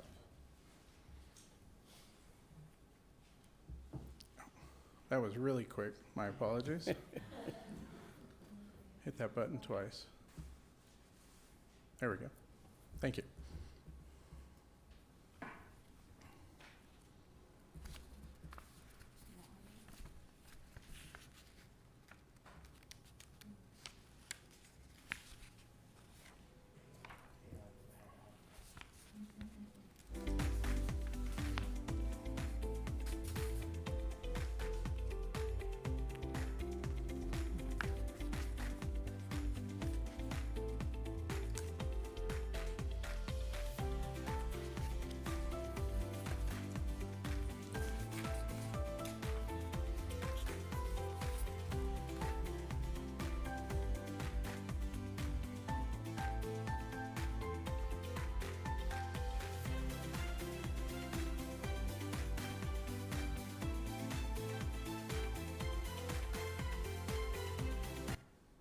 I was waiting for that elevator music to kick in there.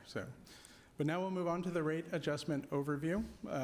In June of 2023, a Prop 218 hearing was conducted, and City Council approved the maximum rates allowable for disposal services from fiscal years 2023 through 24 through 2026-27, which is the current rate adjustment period. I would just like to point out that the rates presented in this year's rate adjustment are significantly lower than that Prop 218 hearing. In fiscal year 24-25, there were no residential rate adjustments. And the proposed rates for fiscal year 26 and 27 also include franchise fees that have been reduced, and the savings have been applied to residential and commercial rates. Now, the rate adjustment requirements include, first and foremost, rate adjustments require City Council approval. Service is adjusted by the Consumer Price Index. The CPI for service component adjustments is the Riverside San Bernardino Ontario Index. That index is 3.28% for the rate adjustment period. There are also disposal and processing cost components. There are trash, which is your gray bin or black barrel, organics, which is the green barrels or the brown food waste containers, or recyclables, which are the blue containers. As you can see on the bottom there, recyclables are increasing $4.82 per ton to $88.22. Organics is increasing $5.49 per ton to $98.64. And trash, with the WDA being approved and adopted by all 15 member cities in the county, will actually be reduced by 99 cents per ton. And that will take the actual trash disposal rate down to $41.08. And you'll see the impact of that WDA once it's approved on the rates in the subsequent slides. Now, the residential rate adjustments shown here, some of the more common ones, that's the 60-gallon tax roll rate. There's also the 40-gallon tax roll rate and the senior tax roll rate. You'll notice that each of these rates are significantly lower than the 218 notice. The proposed rate adjustment for 60-gallon service is 13 cents, and that would bring the rate to $36 per month. With the WDA rates, once they're approved, that'll actually reduce that amount change down to 4 cents, and the rate proposed would be $35.91. Also, with the 40-gallon tax roll rate and the senior tax roll rate, the rate adjustment proposed is 3 cents for each of those items. But with the WDA, once it's approved, the 40-gallon tax roll rate will actually come down 2 cents, and the senior tax roll rate will actually come down 1 cent to $29.04. On this slide, we show the most common commercial and multifamily rates. Those rates include the 3-yard bin, trash bin service 1 time a week, which also includes recycling, and that's for commercial customers. Those are the big dumpsters behind the shopping centers. 65-gallon food waste barrels service 1 time per week, and multifamily 3-yard bins, which include bulky item collection and recycling services, service 1 time per week. As you can see, once again, the 218 notice is significantly higher than those rates that are proposed. So the proposed rates for this rate adjustment are lower than the 218 notice, rather. The amount changed under the rate adjustment for the 3-yard trash bin, which includes recycling for the commercial service, is $2.97. With the WDA being approved, that rate will actually drop down to $2.20, so it'll decrease by 77 cents, and the monthly rate would be $252.44. And then with the 65-gallon food waste barrel, there was no change once you considered the service component adjustments, the franchise fee reductions, and the disposal component adjustments. But with the WDA, it would actually be a 10-cent reduction to the food waste barrel service rate. And then finally, with the multifamily 3-yard bin, which includes recycling and bulky item collection, again, with the rate adjustments initially and the franchise fee reductions, there was no amounts that was going to change. But with the WDA, once it's approved, it'll actually be reduced their rate 77 cents to $279.85 per month. And with that, at this time, I'd like to request the Rialto City Council adopt the municipal solid waste collection, recycling, organics, and disposal rates for fiscal year 26-27, effective July 1, 2026. And I'd be happy to answer any questions you may have. Are there any questions from members of the audience? Mayor Pro Tem Scott. Can you do a little better job of explaining the 218 notice column? Certainly. So that the community understands what it actually means. Absolutely. Proposition 218 is or was rather, a statewide initiative that was adopted by the state voters. It was actually a constitutional amendment and amended some of the Constitution. But what it does is it requires that certain rate increases be proposed to the public under a public hearing so that those affected by the rate increases may be able to speak against the rate increases, and if more than 50% of those speak in opposition of the rate increase, that rate increase would not pass. And that is a notification that goes out to each resident in the city. That is correct, sir. And they have the opportunity to say yes or no. Absolutely. You are absolutely And in correct. actuality, those rates were approved, I believe, 2 or 3 years ago. The Prop 218 was in 2023. There was practically no opposition to those rates. You're correct. So Yes, in sir. reality, we could be raising rates accordingly to the 218 notice column, but we're doing what's right by adjusting it with these various decreases and actually are going to have less rate increases than were originally expected, correct? Correct. You're absolutely right. Yes, sir. All right, thank you. Councilmember Andy Caraceres. Yes, thank you. I want to thank Burtec for really looking out for the interest of our community, and not only holding down the rates, but actually bringing them down, of course, with help of 218.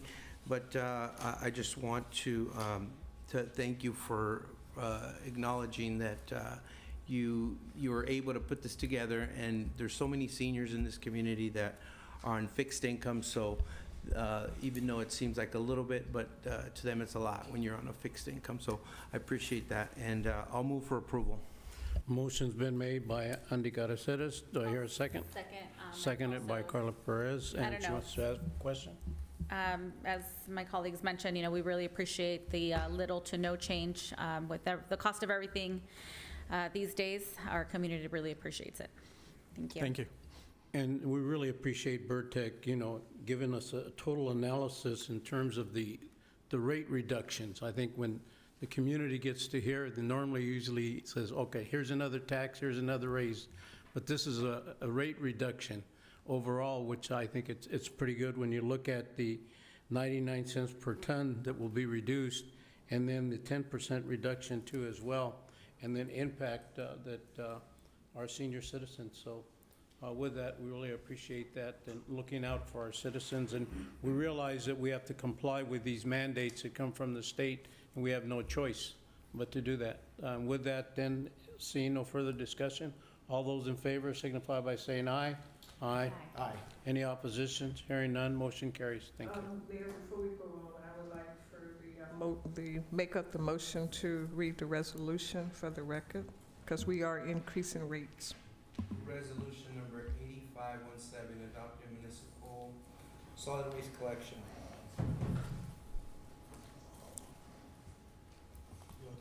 Yes, please. Recycling, organics, and disposal rates for fiscal year 26-27. Thank you. Okay, with that, motion is carried and passed and voted for.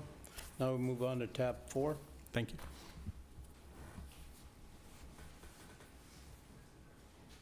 Thank you, Mayor and Council. I will present this item tonight. The city manager, myself, and the city clerk would like to present for your consideration and discussion tonight 2 separate resolutions. The first resolution is 8518. It's a policy to comply with Senate Bill 707 that has to do with remote participation at council meetings. And it has 2 parts to it. One's a service disruption policy. That's a technical service disruption. The second part of it is a participant disruption. That's a participant who's interrupting or impeding the meeting. So there's a part A and a part B to that. The next resolution is 8119, which is an amendment of certain parts of your council rules and procedure. You meant 8519. 8519, you are correct. Must be that dyslexia working on me here. 8519 is an amendment of certain parts of your council rules and procedure. That's Resolution 6773. It has not been amended since 2015.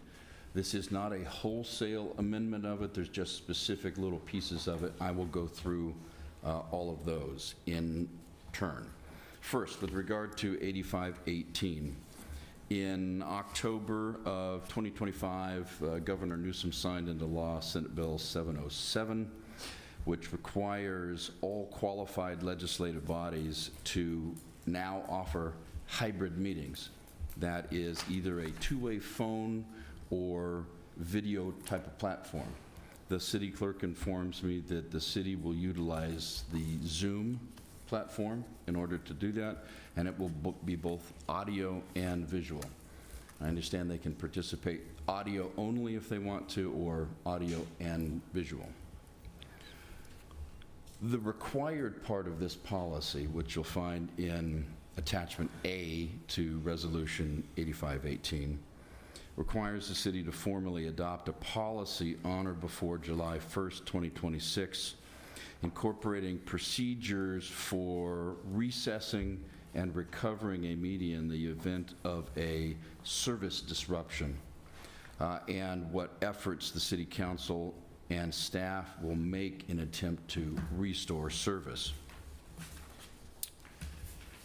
What the law requires us to do is have a policy that reflects the meeting disruption guidelines as outlined in Senate Bill 707, which really require a legislative body to take a recess in the event of a service disruption, attempt to restore service for at least 1 hour. If service cannot be restored within that 1 hour, the legislative body must conduct a roll call vote confirming that good faith efforts were made on the part of the public to continue the meeting, and that the public's interest in continuing the meeting outweighs the need for continued remote access for that meeting. The public would still be able to view a council meeting in that event through various sources, one on the city's website, also on Spectrum Channel 3, UVerse on Channel 99, and through the Rialto network on YouTube. The second part of this policy is not a required part, but it's a recommended part, which is the process and procedure in the event that a remote participant disrupts a meeting. Just like we would have a person in the audience disrupting a meeting, this provides some guidelines on how to handle that type of remote disruption.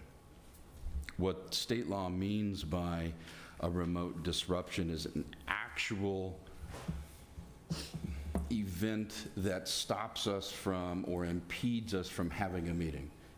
If it's somebody on Zoom, it could be feedback, it could be loud noises, it could be obscene conduct, hate speech, or something of that nature, but it has to be something more than just disagreement with our opinions or disagreement with the action of the council or personal issues.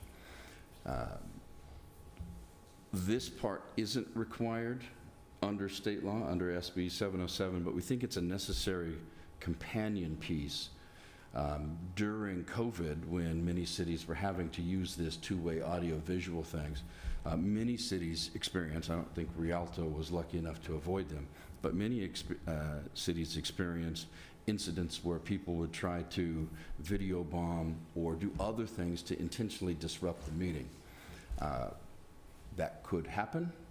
So having a policy that's similar to the physical disruption policies that you already have under the Brown Act for your audio-visual program, we think are important. I can go into those further if the council has any questions about those. If not, I'm going to move on to the second resolution. I have a question. Yes, sir. In reference to the Zoom and the audio. Is there going to be are we going to set up a phone number, or how is that going to be done in terms of the allowing them either to use a phone or Zooming? And then that also will go with, how do we cut them off, you know, in reference to if... Very good questions. There should be a phone number that they can utilize, and there could be a Zoom link which they can utilize, depending on whether they want voice only or audio and video. But in this policy, we should state where is it going to be and who's going to control that, because we're going to be up here at the council and they're going to be calling in, and for us to know that a person, whether it's by phone or by Zoom, you know, is there a button that we all press that says, you know, you're disrupting the meeting? Mayor, we have that. We actually going to be using the same procedures as we did with Zoom. And we have a phone number, which we will list the phone number. I have staff on the phones that will be turning those calls in to us. And I have staff here in the audience as well to translate. So it's basically the same setup. And that phone number will be listed on the agenda. Okay, yeah, because I just read the board book and it didn't identify that. But so I didn't just put the curious. phone number in the staff report, but it will be a phone number And that will be listed on each of the agendas. on the agenda, which is required to be listed on the agenda. And Mayor, in response to your question about muting somebody, that would be the role of the presiding officer, you yourself, when you're here. If in your absence, the Mayor Pro Tem, in both of your absence, one of your other three colleagues who's nominated to follow that role. And we hope to have a process set up that if you indicate that somebody needs to be muted in order to give them a warning, then you would be able to say that, and the system operators would mute that person. You would deliver a warning, that we could bring them back up. If that conduct persists, then you would be able to say that that person is not only permanently muted, but removed from the meeting, which essentially means we terminate our contact with them. And in advance of that, you, the mayor, and Mayor Pro Tem, since you're the most likely ones to do that, we'll go through some scenarios practicing before we get to a regular council meeting in that regard. Zoom training, that's right. The other ordinance amends your rules and procedures in a couple different ways. In one thing we're recommending to you is that you consider how items are placed on the agenda. In the ordinance before you, 8519, you could put items on the agenda in two ways. One, with the concurrence of two council members prior to an agenda being put out, or at each session, we're proposing we have a section of the agenda that says future agenda items, during which a council member could voice, I'd like to have this on a future agenda, and a quorum of the council could say, that sounds like a good idea, let's put it on.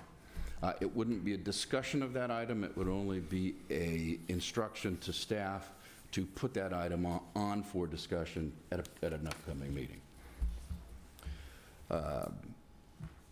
The proposed resolution also attempts to address public speaking. One, the existing policy has an inaccurate term with regard to the right of the public to address the council. It indicates that it's an absolute right. Community doesn't actually have an absolute right. They do have a reasonable right that's governed by the Constitution and state laws, and we can't abrogate that. But there are certain things that we can do, like limit the time of speakers. So one of the things that this resolution would do would reduce the general comment period or general comment time limit from 5 minutes to 3 minutes. And it would establish for public hearings a time limit of 5 minutes for people who have a property or a liberty interest, let's say they're the applicant of that or an opponent to them, and then establish a 3-minute timeline for everybody else. The third part of this resolution has to do with physical disruption of the meeting here in the council chambers. We get a crowd that's too boisterous and doesn't heed your warning, Mayor, to settle down. If there's threats of actual force being used or other things that physically impede our ability to hold the meeting, we have a process that's now consistent with state law that would allow us to issue a warning. If the conduct continues, Sergeant of the Arms could recommend to you that we either take a recess or that we remove a person from the meeting or shut the meeting down and proceed without an audience. And those are really extreme examples. Those don't often occur, but we do need to have these policies, and they are recommended by the Brown Act. That concludes my presentation. I and the city manager and the clerk are happy to address any questions you have. Yes, I have a question in reference to council members, upon concurrence of any 2 council members. Is that for the same subject matter? Because then they have to coordinate. Otherwise, you know, Ed may want something, I may want something on there. We're both looking at different items. It doesn't say that here. It says to put an item on, it would take the concurrence of 2 council members. But on the same subject matter. That's See, the it doesn't say same that. item. I believe it says item, but we can put the same No, because, same you item know, topic. if not, then it says two council members, and that means any council member any 2 can bring up a different subject. I think that is the intent.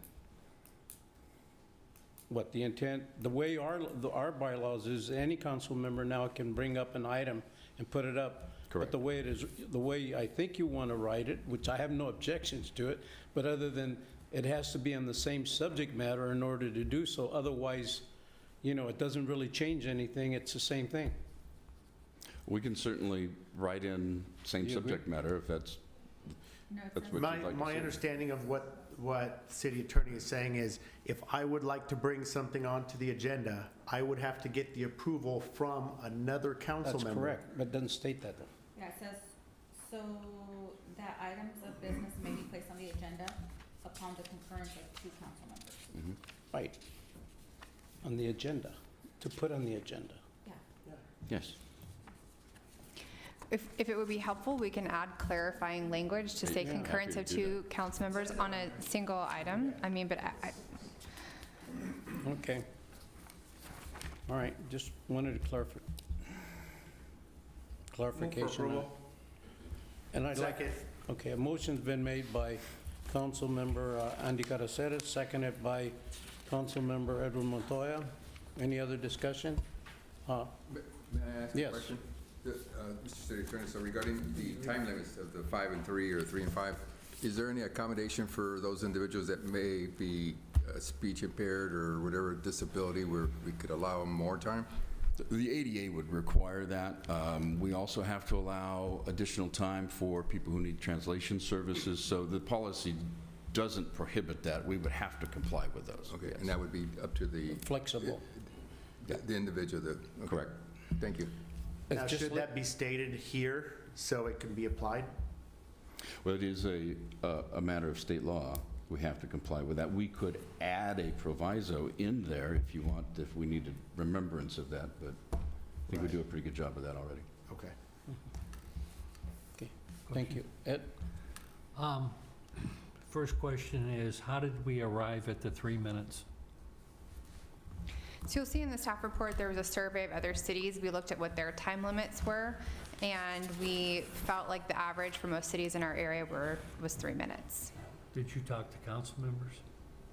I did talk to individual council members about their opinion or thoughts about reducing the time limit. There was some discussion on whether 2 minutes or 3 minutes. Staff felt that 3 minutes was effective. And Who thought that? Staff? Staff. So I'm recommending the 3 minutes. How about council members? What did they think? They're the policymakers. The policy, so when I spoke to individual council members, there seemed to be concurrence that 3 minutes was acceptable. Okay, that's my question. And I'm only asking that because I'm a big proponent of First Amendment rights. And I do believe it's your First Amendment right to speak, Mr. City Attorney. I support the 5-minute time frame. I don't think we have a community that abuses that. I've just never really observed that in this city of people abusing that. A number of years ago, we increased it from 3 to 5. I don't think we should be comparing ourselves with other cities. I like to think Rialto is a special city and a little bit better in a lot of respects than other cities. So, you know, I'm going to vote for this tonight, but I'm voicing my opposition to the 3 minutes. I don't think it should be up to staff to decide that. It should be up to the policymakers of this city. That's what we're here for. I just really have an issue with it. My next question is, will this also allow, if the council so chooses, which has been done in the past, to allow an individual additional time over and above the 3 minutes if it happens to be on a subject that we think is important to our community? That's a discretion of the member of the mayor at that Is time. that or in the whoever is rules? presiding. It's not written in there, but the council always has the ability to decide whether you want to further question a speaker or allow them more time. Well, staff might tell us we don't, so I want to know which is it. Well, as you and the mayor have often pointed out, you run the show, so. Well, there's apparently some people that don't think so. So, Well, I think we've I been... would just like it Yeah, to be in writing that it's at the discretion of the council to allow over the 3 minutes. I'm happy to And put that I would in like to there. hear from my rest of the council what they feel about the 3 versus the 5, because I think it's important for people to be able to speak, and you can't do a lot in 3 minutes. No, I'll start it off. I think 3 minutes is pretty good. I think 5 minutes is quite a lot to let someone speak. Sometimes some of the individuals want to stop, but they figure they look up there and they say, well, I've got 5 minutes, so I'll keep going. I know that us, in the positions that I've been in, and I can talk from my own personal experience, both at the national level as a congressman and as a state assemblyman and state senator, we were only allowed 2 minutes to speak at that point to get your point across, and then you were automatically cut off. And we're going, 3 minutes is pretty good time to let anybody speak that comes before us. I think 5 minutes, I don't know why they changed it, but you guys had originally 3 minutes, and I thought that was pretty good timing in terms of the amount of time that we allow an individual to speak. And I think most individuals that come before us really get their message across in 3 minutes. So I'm a supporter of free speech. I think 3 minutes is free speech. I think 5 minutes is free speech. I don't think free speech should limit or tell you how much time you should have in order to have free speech. I wasn't here during COVID, so I don't know how it was during Zoom or if it got long. I can't speak to that. I only hear your guys' stories. So I really don't mind either. I can't pick one that was better than the other. What I'd like to see, though, added in here is if a topic, excuse me, is out of our local jurisdiction, we should be able to discontinue or cease that discussion of that item or the commentary. And what I'm talking about, I'll go back to an example last year regarding an individual that came up discussing Proposition 50. And we should vote for this Proposition 50 here in California, vote for it, vote for it. That's out of our jurisdiction. That's out of our, it's out of our city. We shouldn't hear discussion that has anything to do with that. We can't, we don't have any pull there.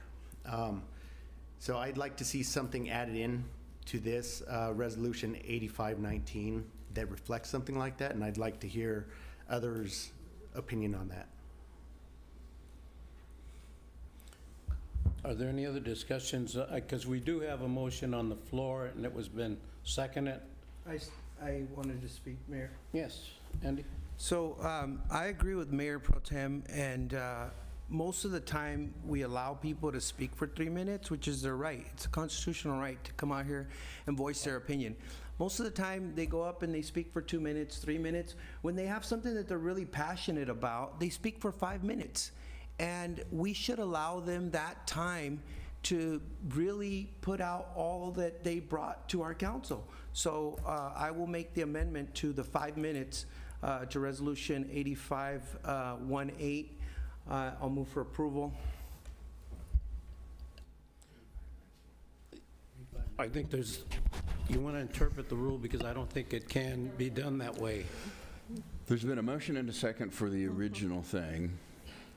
The Councilmember Casalas has made a motion to either amend or a subsequent motion, which has to have a second, and if it gets a second, then it's acted on first. If it's defeated, then we go back to the original motion. Second. Okay. So that would be a motion to approve both ordinances, or both resolutions, but with the caveat of taking away the 3 minute and going back to the 5 minute time. Yes. So what about any of the other comments that people have made?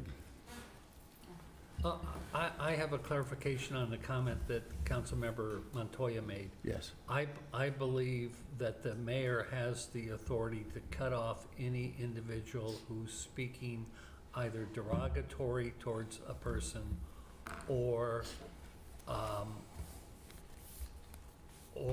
is on a subject that is not relevant to the city council agenda or business purpose, correct? Derogatory comments are within free speech. Somebody can come up here and make fun of me all day long, or somebody, we don't like it, that's part of their free speech. State law does allow us to not hear things that are outside of the city's subject matter jurisdiction, and that is in the Brown Act. We don't have to write that in the policy. We always have that authority. Right. So if somebody came up again on Prop 50, the presiding officer said, hey, it's not subject to our subject matter jurisdiction, we don't vote on it, we're not responsive to it, you can decide not to allow that. If the presiding officer does not bring up that subject on the item, does another council member have the right to challenge that conversation? Member of the council can always ask for a vote on that item to see if it should be enforced. And it's always the will of the majority of the council. Okay, thank you. Can you clarify the motion that we'll be voting on, just for the sake of the members here understanding that there's two subsequent motions. The first original motion was to accept the 3 minutes, and then a substitute motion was made by Andy Caraceres to extend that to 5 minutes. So as I understand, the motion, the secondary motion that was made, the superseding motion, is to adopt Resolution 8518 as it is. That's the one that relates to service interruptions and compliance with SB 707. And to adopt Resolution 8519, but changing the 3-minute time limit to a 5-minute time limit. Now, there were comments made by other of the council members for inclusion, but the motion doesn't include any of those at this time. Okay.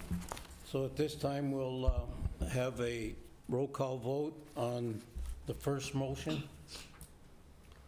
the second motion made by Andy Caraceres to extend it to 5 minutes. Councilmember Caraceres. Aye. Mayor Pro Tem Scott. Aye. Councilmember Carla Perez. Aye. Councilmember Montoya. Aye. Mayor Baca. Abstain. Motion carries. City Clerk, would you like me to read the title of the resolutions? Yes, please. The motion was to approve a resolution of the City Council of the City of Rialto, I'm sorry. Thank you. A resolution of the City Council of the City of Rialto, California, adopting a City Council meeting policy related to remote participation by members of the public, with changing the public speaking time to 5 minutes, taking the 3 minutes out. The other resolution... And that's, excuse me if I can disrupt you here, and that's where I was abstaining, only on that, not on the original motion of the 8518. Wanted to clarify that I'm in favor of that. The second is a resolution of the City Council of the City of Rialto, California, amending the rules and procedures for conducting meetings of the City Council.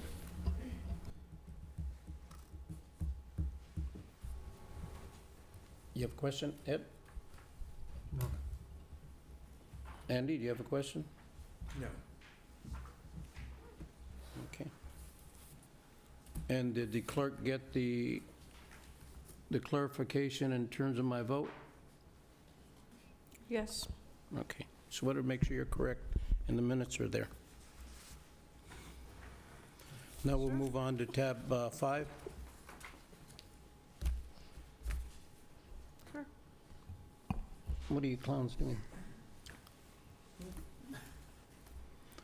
Tab 5.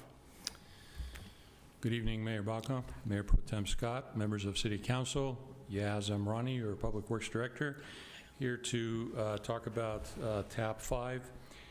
So as a background, on Friday, August 20th, 2021, there was a fire in the Public Works building, which is located at 335 West Rialto.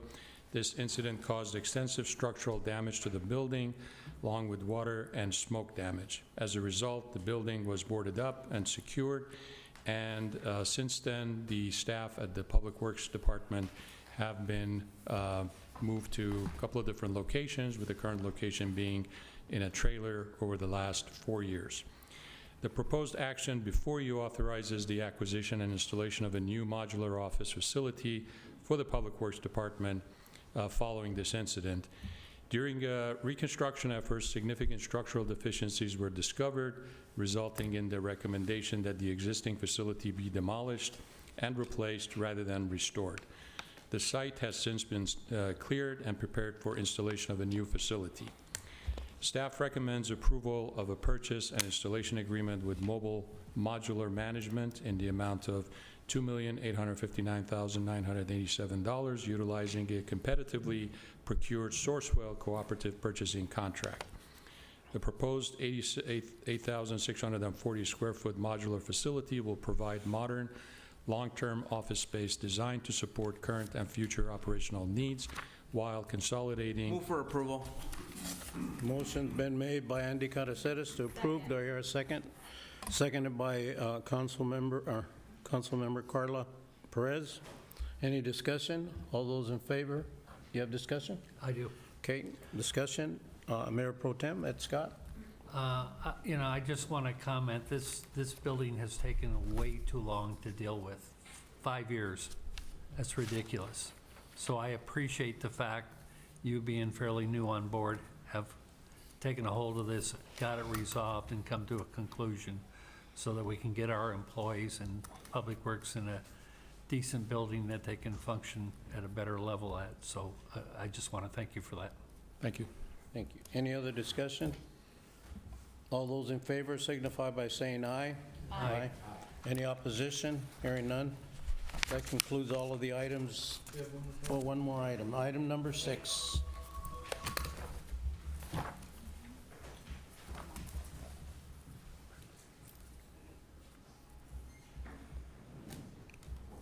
Yes. Good evening, Mayor, Mayor Pro Tem, and Council. Submitted for your approval is a request for City Council to award a contract service agreement with West Coast Arborist in the amount of $550,000 for the implementation of the Urban Forest Management Plan, and to authorize the city manager or their designee to execute all related documents. A little background on the project. December 10th, 2024, CAL FIRE notified staff that the city's grant application for the Urban and Community Forest Grant Program was selected to receive an award in the amount of $789,500. On September 23rd, 2025, City Council formally accepted the grant and approved the first amendment with West Coast Arborists to conduct the tree inventory and develop the Urban Forest Management Plan. Council also authorized the staff to release a request for bids for the implementation of the UFMP. On October 1st, 2025, City issued RFP number 26-006 for the implementation phase of the UFMP. The RFP was designed to encompass all cost and project management requirements as part of the grant-funded project. On April 3rd, 2026, City re-released RFP number 26026 for the implementation and received one bid. West Coast Arborist bid abstract is included as attachment 1 in your staff report. It was reviewed and it was found to be in compliance with the RFP, and staff is recommending award of the contract service agreement. A copy of the contract services agreement is included as attachment 2 in your staff report for the services such as tree planting of 500 trees in the city's right-of-way and park system. The tree care, ongoing tree care, will include regular site visits, watering, restaking, and remulching as needed for 1.5 years following the planting of the trees. Tree distribution and community engagement. 250 fruit and shade trees will be distributed to residents during the city's community events. And then reporting, they'll be responsible for all the reporting to CAL FIRE to maintain grant compliance. This action is consistent with guiding principle 3. Our government will lead by example and will operate in an open and transparent, responsive manner that meets the needs of the citizens and is a good place to do business. This action is also consistent with the following goals and policies. Goal 212, design streetscapes in the Rialto to support and enhance the city's image and desirable place to live, work, shop, and dine. And policy 212.4, incorporate street trees and other landscape treatments along corridors to provide sufficient shade canopy and promote pedestrian comfort. The total estimated project cost is $849,212. The project is currently being funded by Grants Project Fund in the amount of $789,500 and the general fund account in the amount of $59,712. So with that, staff respectfully request that council award a contract with West Coast Arborist in the amount of $550,000 and authorize the city manager or their designee to execute all related documents. This concludes my presentation. Myself and a rep from WCA are here to answer any questions. Any discussion or questions? Mayor Pro Tem Scott? Just a couple of questions. First off, I'm not sure where our urban forest is. Maybe it's the center of Riverside Avenue? I don't know. But, IL? Oh, okay. My question is, you did go through a normal bid process on this, but you only received one bid that was turned in. Correct. We actually went out to bid twice, sir. The first time it was awarded to the Tree People, an organization that we had worked with. During the contract agreement, they retracted their bid, which caused us to have to go back out. The second time we went back out, West Coast was the only bid received. Okay, and it went through purchasing and all that? Correct. It went Okay. through procurement and was posted on Planet Bids. Okay, excellent. That's all. Thank you. Move for approval. Motion's been made by Councilmember Second. Andy Caraceres, seconded by Ed Scott. Councilmember Ed Scott. Thank you. Any other discussion? All those in favor signify by saying aye. Aye. Aye. Any opposition? Hearing none, motion carries. Now, that concludes all the items on the agenda. Now we'll move on to Council's report. We'll start with Councilmember Andy Caraceres.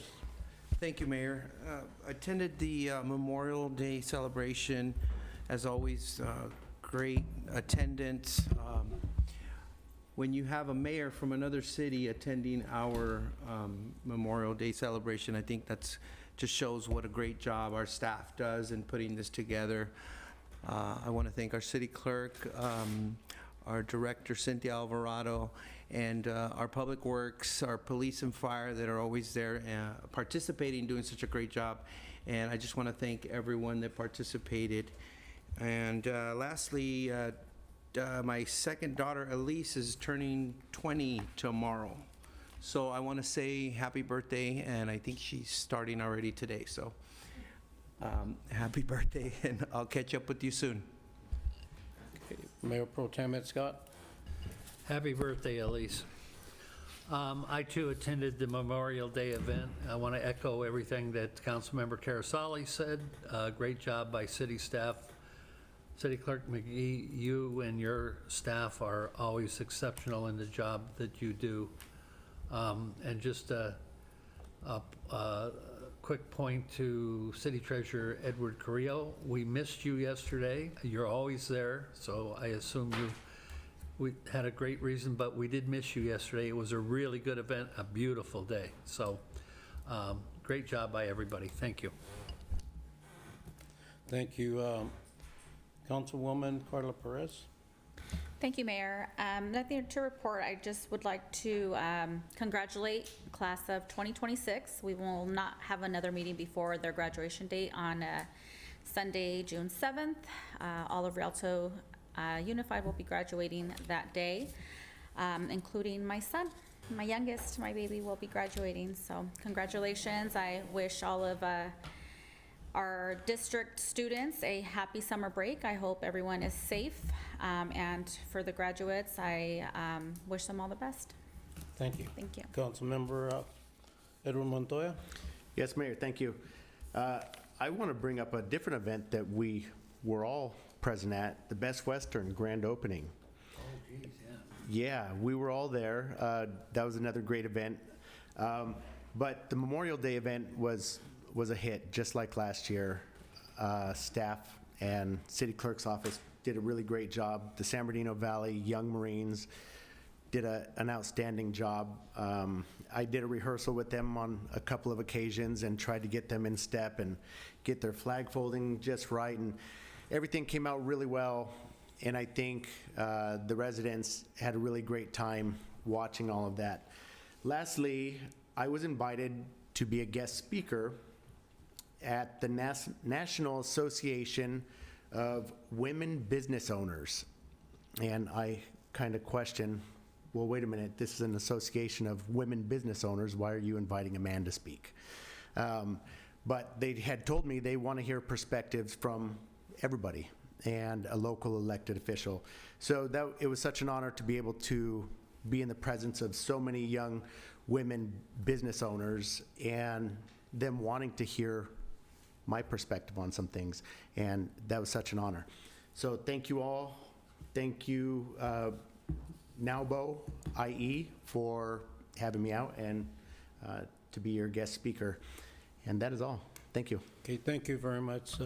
Next, I'd also like to indicate that I was in attendance with some of the other members here present at the Best Western Hotel ribbon cutting.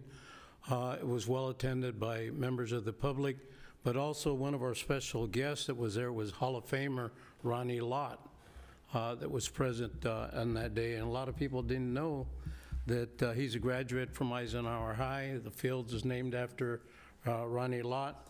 Was present. His parents were there, as well as his brother and sister were in attendance. So I thank the City of Rialto for opening up a new hotel that's located at on Foothill right now. So it's a city on the move. Next, I also like to report that with some of the council members that were present, I attended Memorial Day. It was very well done. I also like to state that there was an important person in the audience that's the high-ranking, and that's Supervisor Joe Baca Jr. That was present at that event. I want to thank him for coming and coming every year, since he was a former city council member here in the city of Rialto and continues to support the city of Rialto. But again, Memorial Day was very well done and well attended. And as it was stated earlier, that it was done in reference to our veterans who made the ultimate sacrifice. So again, we thank them. And of course, the singer that just flashed up there, she did a terrific job. Everybody loved her. Again, that concludes my report. So with that, we'll move on to reports by members of the staff. I'll start with City Clerk Barbara McGee. I have nothing to report. Thank you. City Treasurer Edward Carrillo. Thank you, Mayor. So Saturday, I had gone to the Riverside National Cemetery and assisted in placing flags at the headstones there, which is quite an event and takes a lot of people to do that. And Sunday, in anticipation of Monday's celebration, I went to visit my son and my parents that are interned there at the Riverside National Cemetery. And on my way back, I broke down on the 215 freeway, stuck there on the center medium for 2 hours waiting for AAA. By the time I got home, I was totally exhausted. I placed my phone on Do Not Disturb because I didn't want to hear from anyone. And so Monday morning, I woke up to clean up the backyard because I had a mess back there with the grandkids when I got the call that reminded me I was supposed to be at the Memorial Day celebration. So that's the reason why I didn't attend. I just totally blew it. Forgot about it and didn't attend. But I hear it was awesome. You missed us. You missed me. Thank you. Thank you, Mayor. Thank you. Next, I'd like to call on our city manager, Tanya Williams. No report this evening, thank you. Next, I'd like to call on our assistant city manager, Tim Sullivan. Thank you, Mayor. No report this evening.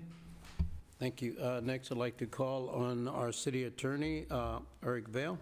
Thank you, Mayor and council members. I shared my comments with council earlier today. Thank you. Thank you. Next, I'd like to call on our police chief, Mark Klein.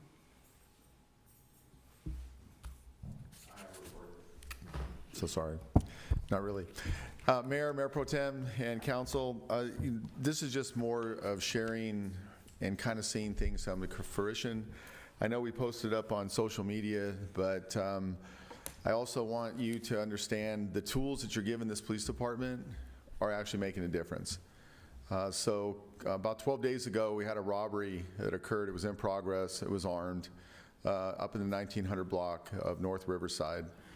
The tools that you're providing our department, the vision that we have, we were able to apprehend those suspects in 15 minutes after they had already left. We use a device called Fusus, which we've been talking about for the last couple of years, the integration into the real-time crime center. Our SCAT team that just came back online. And the unfortunate reality is, and here's my message to the community, these people don't live here. They don't. They don't represent the city of Rialto. Overwhelming majority of the people that are committing crime, it's unfortunate again that the reporter leaves when he's not here to listen to this stuff. The reality is that these people come into this community, they rave havoc, and the great news is because of what faith you put in this police department, the hardworking men and women of this police agency are making a difference in this community, and we're going to stop people that come in here and do this stuff. So my report tonight is to let you know the tools are working, My message to everybody else is, if you live in Rialto, absolutely fantastic. If you reside and have business here, perfect. Come spend your money, be prosperous. If you come in here from another community to raise havoc, you're going to meet Rialto Police Department, and you're going to actually visit our brand new jail. That's my report tonight. Thank you very much. Thank you. Next, I'd like to call on our Fire Chief, Chris Jensen. Thank you, Mayor. This last week, May 17th through the 23rd, we proudly recognized EMS Week and honored the dedication, professionalism, and compassion of our emergency medical service personnel, including our public first responders, dispatch, police, fire and EMS, and the City Council, who has authorized life-saving equipment on behalf of the Rialto Fire Department. These individuals respond to our community's most critical moments and with skill and unwavering commitment, often under challenging and uncertain conditions. Their services save lives, strengthen public safety, and reflect the highest standards of care. On behalf of the department, I want to extend our gratitude for their exceptional contributions and reaffirm our continued support for the work that they do every day in emergency medical services.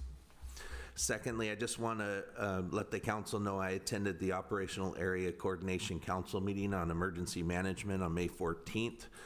We had lengthy discussions regarding the Great Shakeout and earthquake clusters, which we've been experiencing in and around the region.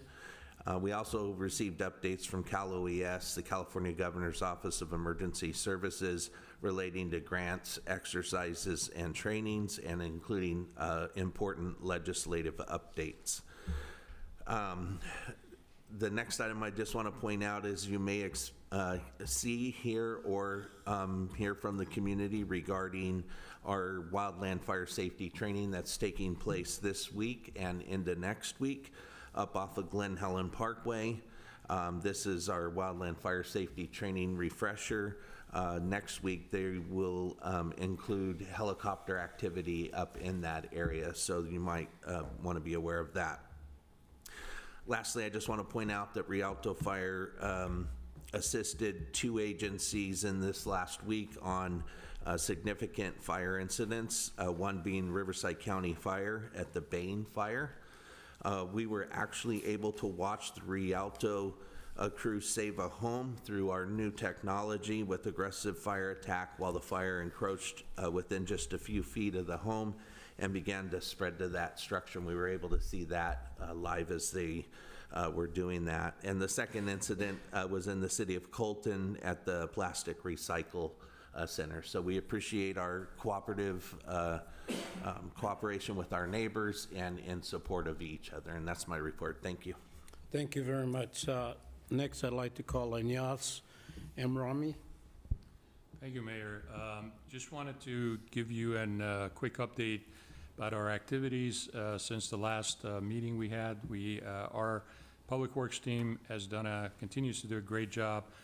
They completed over 1,200 work orders, graffiti removals, pothole repairs, weed spraying and abatement, trash and debris collection, sidewalk repairs. So we are continuing on these efforts, and we look forward to continuing that for the next meeting. Thank you. Thank you. Next, I'd like to call on our Community Development Director, Christina Taylor. Thank you, Mayor. Nothing to report this evening. Next, I'd like to call on our Parks Recreation Director, Cynthia Alvarado Crawford. Good evening, Mayor, Mayor Pro Tem, and members of the council. Here's what's going on in Rialto. Tiny Tots graduation will be this Thursday, May 28th at the Rialto Community Center from 4 p.m. to 6 p.m. Our Senior Voices Karaoke Sing-Off will be Friday, May 29th at Grace Vargas Senior Center from 2 p.m. to 5 p.m. Run What You Brung Cruise Night will be Friday, June 5th on Riverside Avenue to Acacia Avenue from 5 to 9 p.m. Run What You Brung Car Show will be Saturday, June 6th, downtown Rialto from 7 a.m. to 3 p.m. Our Teen Center Summer Kickoff Pool Party will be Saturday, June 6th at Tom Sawyer Pool from 1 p.m. to 4 p.m. And our Adventure Summer Camp starts on Monday, June 8th. Registration is currently open. And that will be at our Rialto Community Center from 7:30 a.m. to 6 p.m. And then our Tiny Explorer Summer Camp will start Monday, June 8th at Hugh Banks Elementary, and that will go from 7:30 a.m. to 1 p.m. And your save the dates are Rialto's Juneteenth Jam 2026 will be Friday, June 19th at Ferguson Park from 3 to 9 p.m. Our 4th of July celebration will be Saturday, July 4th at Jerry Eves from 5:30 to 9:30. And then July is Parks and Rec month, so we'll have a bunch of exciting activities all month long. And that concludes my announcements. Thank you. Thank you. Barbara? Thank you. I forgot to mention election June 2nd, the primary, so please don't forget to go out and vote, and that the city clerk's office will be open till 8 o'clock on that day. Okay, thank you. Thank you. And that's an important notice for our public to get out and vote whichever way that you want, and that's on June 2nd. Next, I'd like to call on our Finance Director, Scott Williams. Thank you, Mayor. No report. Thank you. Next, I'd like to call on our Acting Human Resource Director, Tim Sullivan. Thank you, Mayor. After tonight's report, I want to make sure the public takes a look at our website and the vacancies. I want to hit 0 vacancies next year. Tomorrow, because we're going to speed up the recruitment process. That concludes the reports by members of the staff. Do I hear a motion to So adjourn? moved. A motion's been made by Carla Perez to Second. adjourn, seconded by Edward Montoya, a council member. All those in favor signify by saying aye. Aye. Any opposition? Hearing none. Motion carries. Council's adjourned.